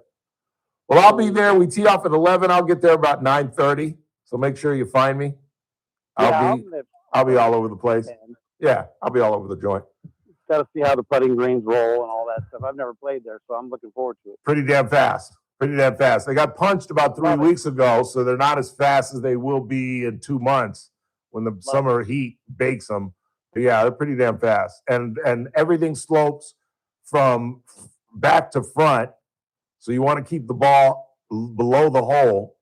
You don't want downhill putts. You really don't, because that's at that point you're just trying to 2-putt. You know what I'm saying? Yeah. Scramble, you're usually. Yeah. And the other thing I would suggest is everything breaks toward the city. Okay. Remember that. Everything breaks toward the city. That's good knowledge. It is. It really is. And you guys are kind of the center of the world right now with all the Cesar Chavez stuff going on. Can you believe it? It's all the victims are from Bakersfield, including Dolores Huerta. Yeah. It's pretty crazy. I talked to my wife last night. My wife is Mexican, and her grandmother was really involved in a lot of stuff back in the day with the uvas no and all that. And at first she was like, "Oh, no, come on!" And then when Dolores Huerta came out, she was like, "Oh, yeah, that solidified. Yeah, that solidified it. That really did.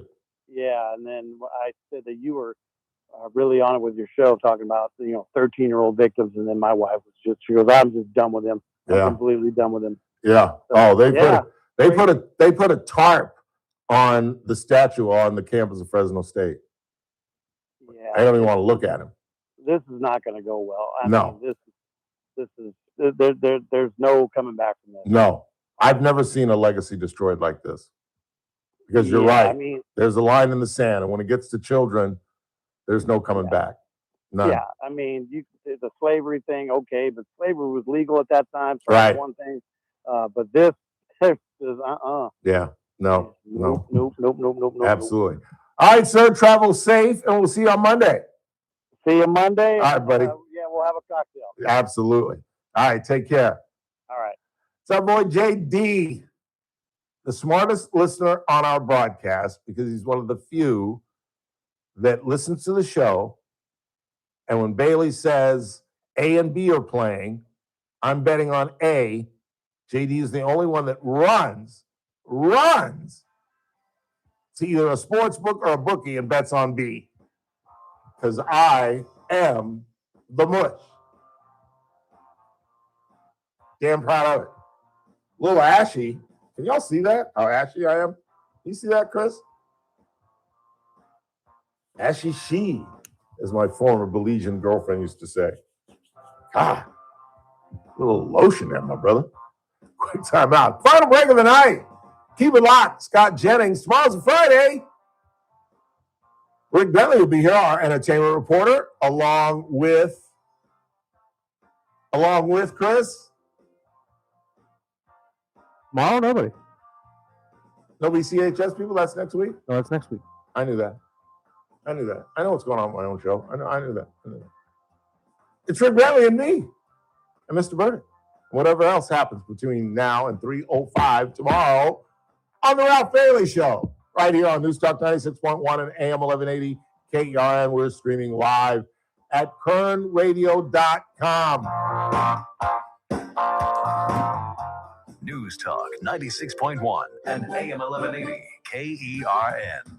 On the next Armstrong and Getty Show, why is marriage disappearing in America? The answer is a little complicated, but it sure is interesting. Well, I can't wait to hear that. The war with Iran is clearly escalating over the last couple of days. We'll see where we are on Friday's show. It's getting a little touchy. We'll have all the latest on the next Armstrong and Getty Show. Weekdays noon to 2 on News Talk 96.1 and AM 1180 KERN.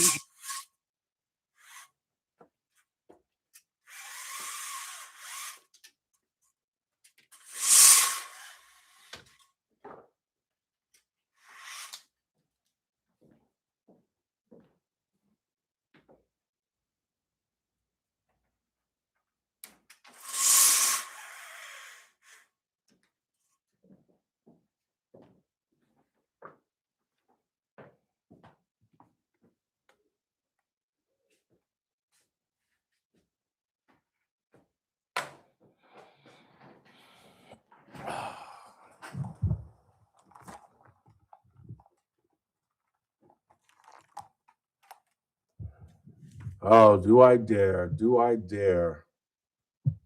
Do I dare? You ready?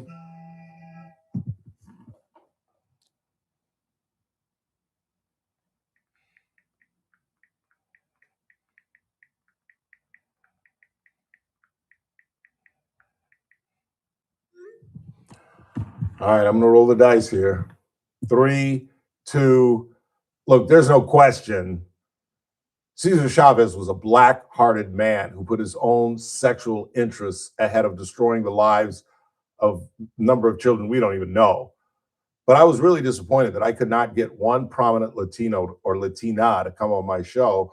I want to thank Illene Parra from the Open Door Network, but I couldn't get anyone because I think it's irresponsible to just dismiss what Cesar Chavez did, providing hope and self-esteem for Latinos and farm workers throughout the 60s and 70s. That ain't going to go over well. I don't care. 3, 2, it's that man again. Look what's coming up on the Friday TRBS. Well, it's March Madness. We'll get everybody updated on their brackets. Plus, our entertainment reporter from KGT, Rick Bentley, will be here. And the latest on Epic Fury. All that and me at 3. It's TRBS, News Talk 96.1 and AM 1180 KERN. I'll see you at 3.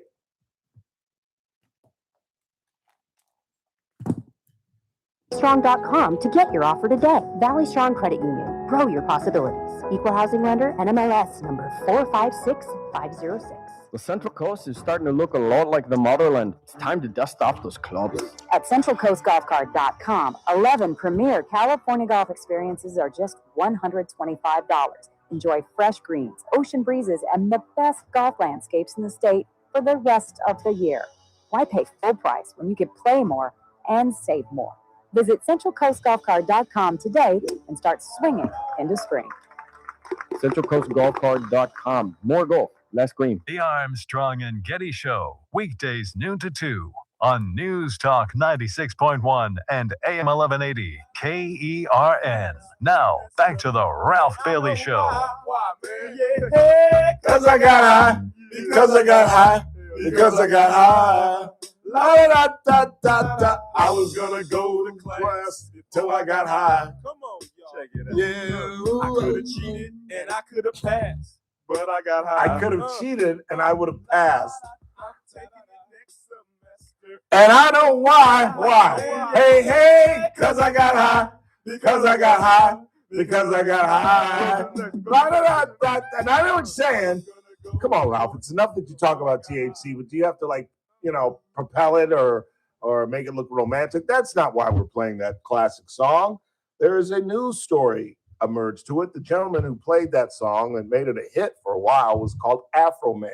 Well, he was in the Los Angeles Times this morning. Afro Man has emerged victorious from an invasion of privacy and defamation case filed against him by 7 members of Ohio's Adams County Sheriff's Office over mocking videos and social media posts the rapper put out after a failed 2022 raid on his home. Listen to this. This is an incredible story about police abuse and how this guy had to go to court. We did it, America. Yeah, we did it. Freedom of speech. Right on, right on. Yeah, God bless America. The 51-year-old rapper, born Joseph Foreman, shouted outside the courthouse after the Wednesday evening verdict as supporters rallied behind him. In the clip, under a white fur coat, he was rocking the same American flag shades and red, white, blue suit and tie he'd worn on the stand on Tuesday. Now listen to this. 4 deputies, 2 sergeants, and a detective with the Adams County Sheriff filed the lawsuit in March of 2023, seeking to reclaim any money the rapper made from what they said was unauthorized use of their likeness. The group wanted nearly $4 million in damages. Foreman used footage from the raid and videos for songs including Lemon Pound Cake. So let me tell you the backstory, because I can't read this whole LA Times story. They came and raided his house and assumed because he was Afro Man, we've got to be able to find some weed somewhere. They found nothing. And in fact, they literally sift through a lemon cake looking for drugs. A lemon pound cake that was sitting in his kitchen. So he made a song about it. And he's made memes about it. And he's made a bundle making fun of the Ohio police officers. Well, they got pissed and tried to sue him for $4 million. Well, it's also what they were doing at his house, because like they took food out of his kitchen, they took money out of his wallet, like they went full. Like, it was not okay. No.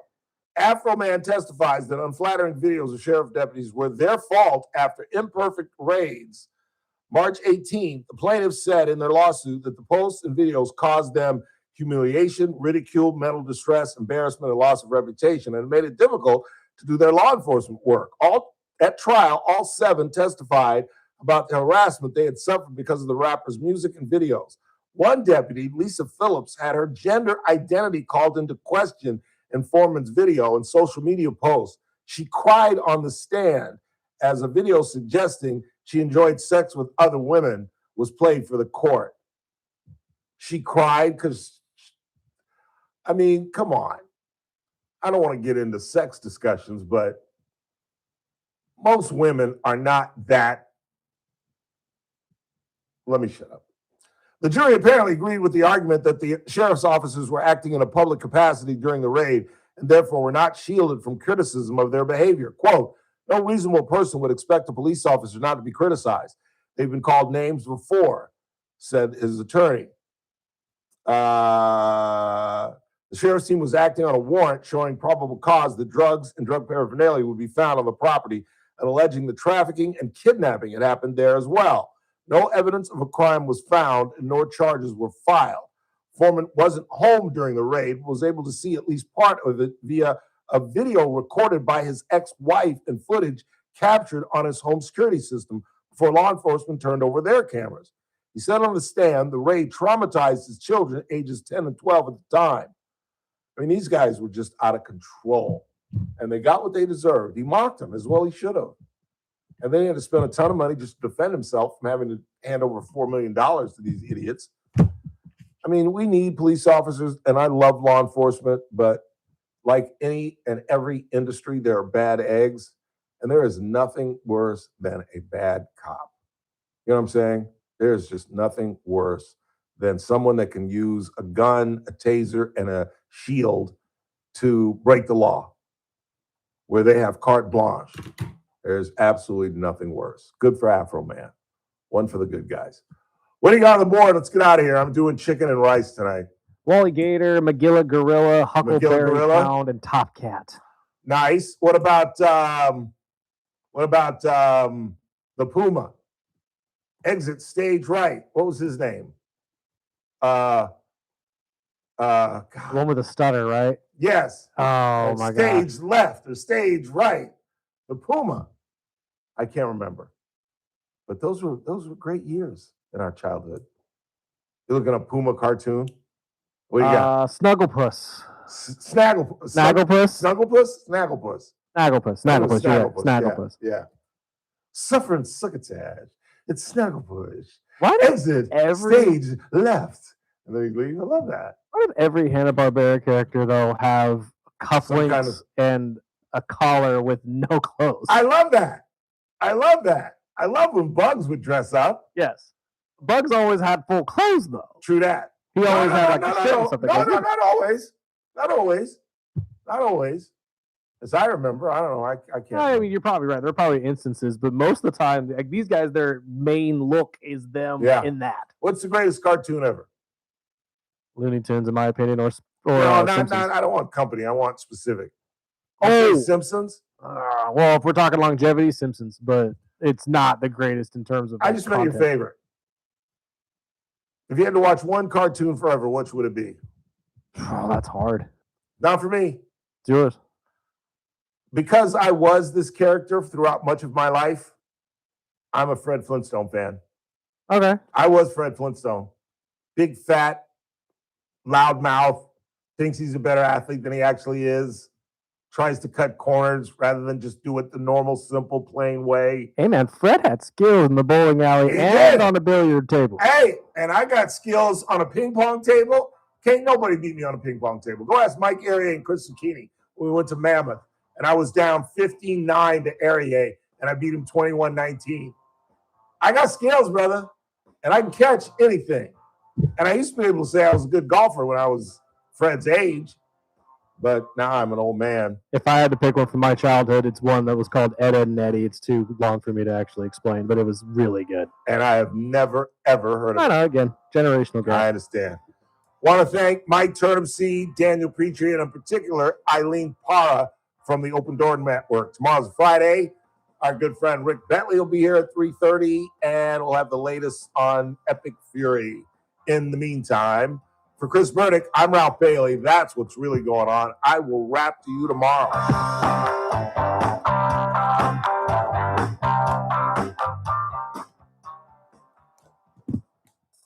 This is AM 1180 KERN Green Acres. This is 96.1 FM Bakersfield. Online at KERNradio.com. News this hour from Town Hall. I'm Keith Peters in Washington.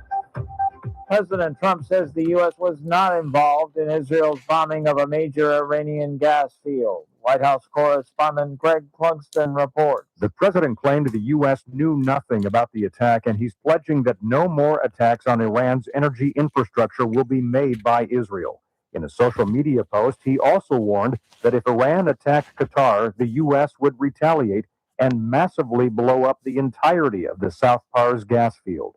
Global energy markets continue to be rocked amid growing concerns of a wider military conflict.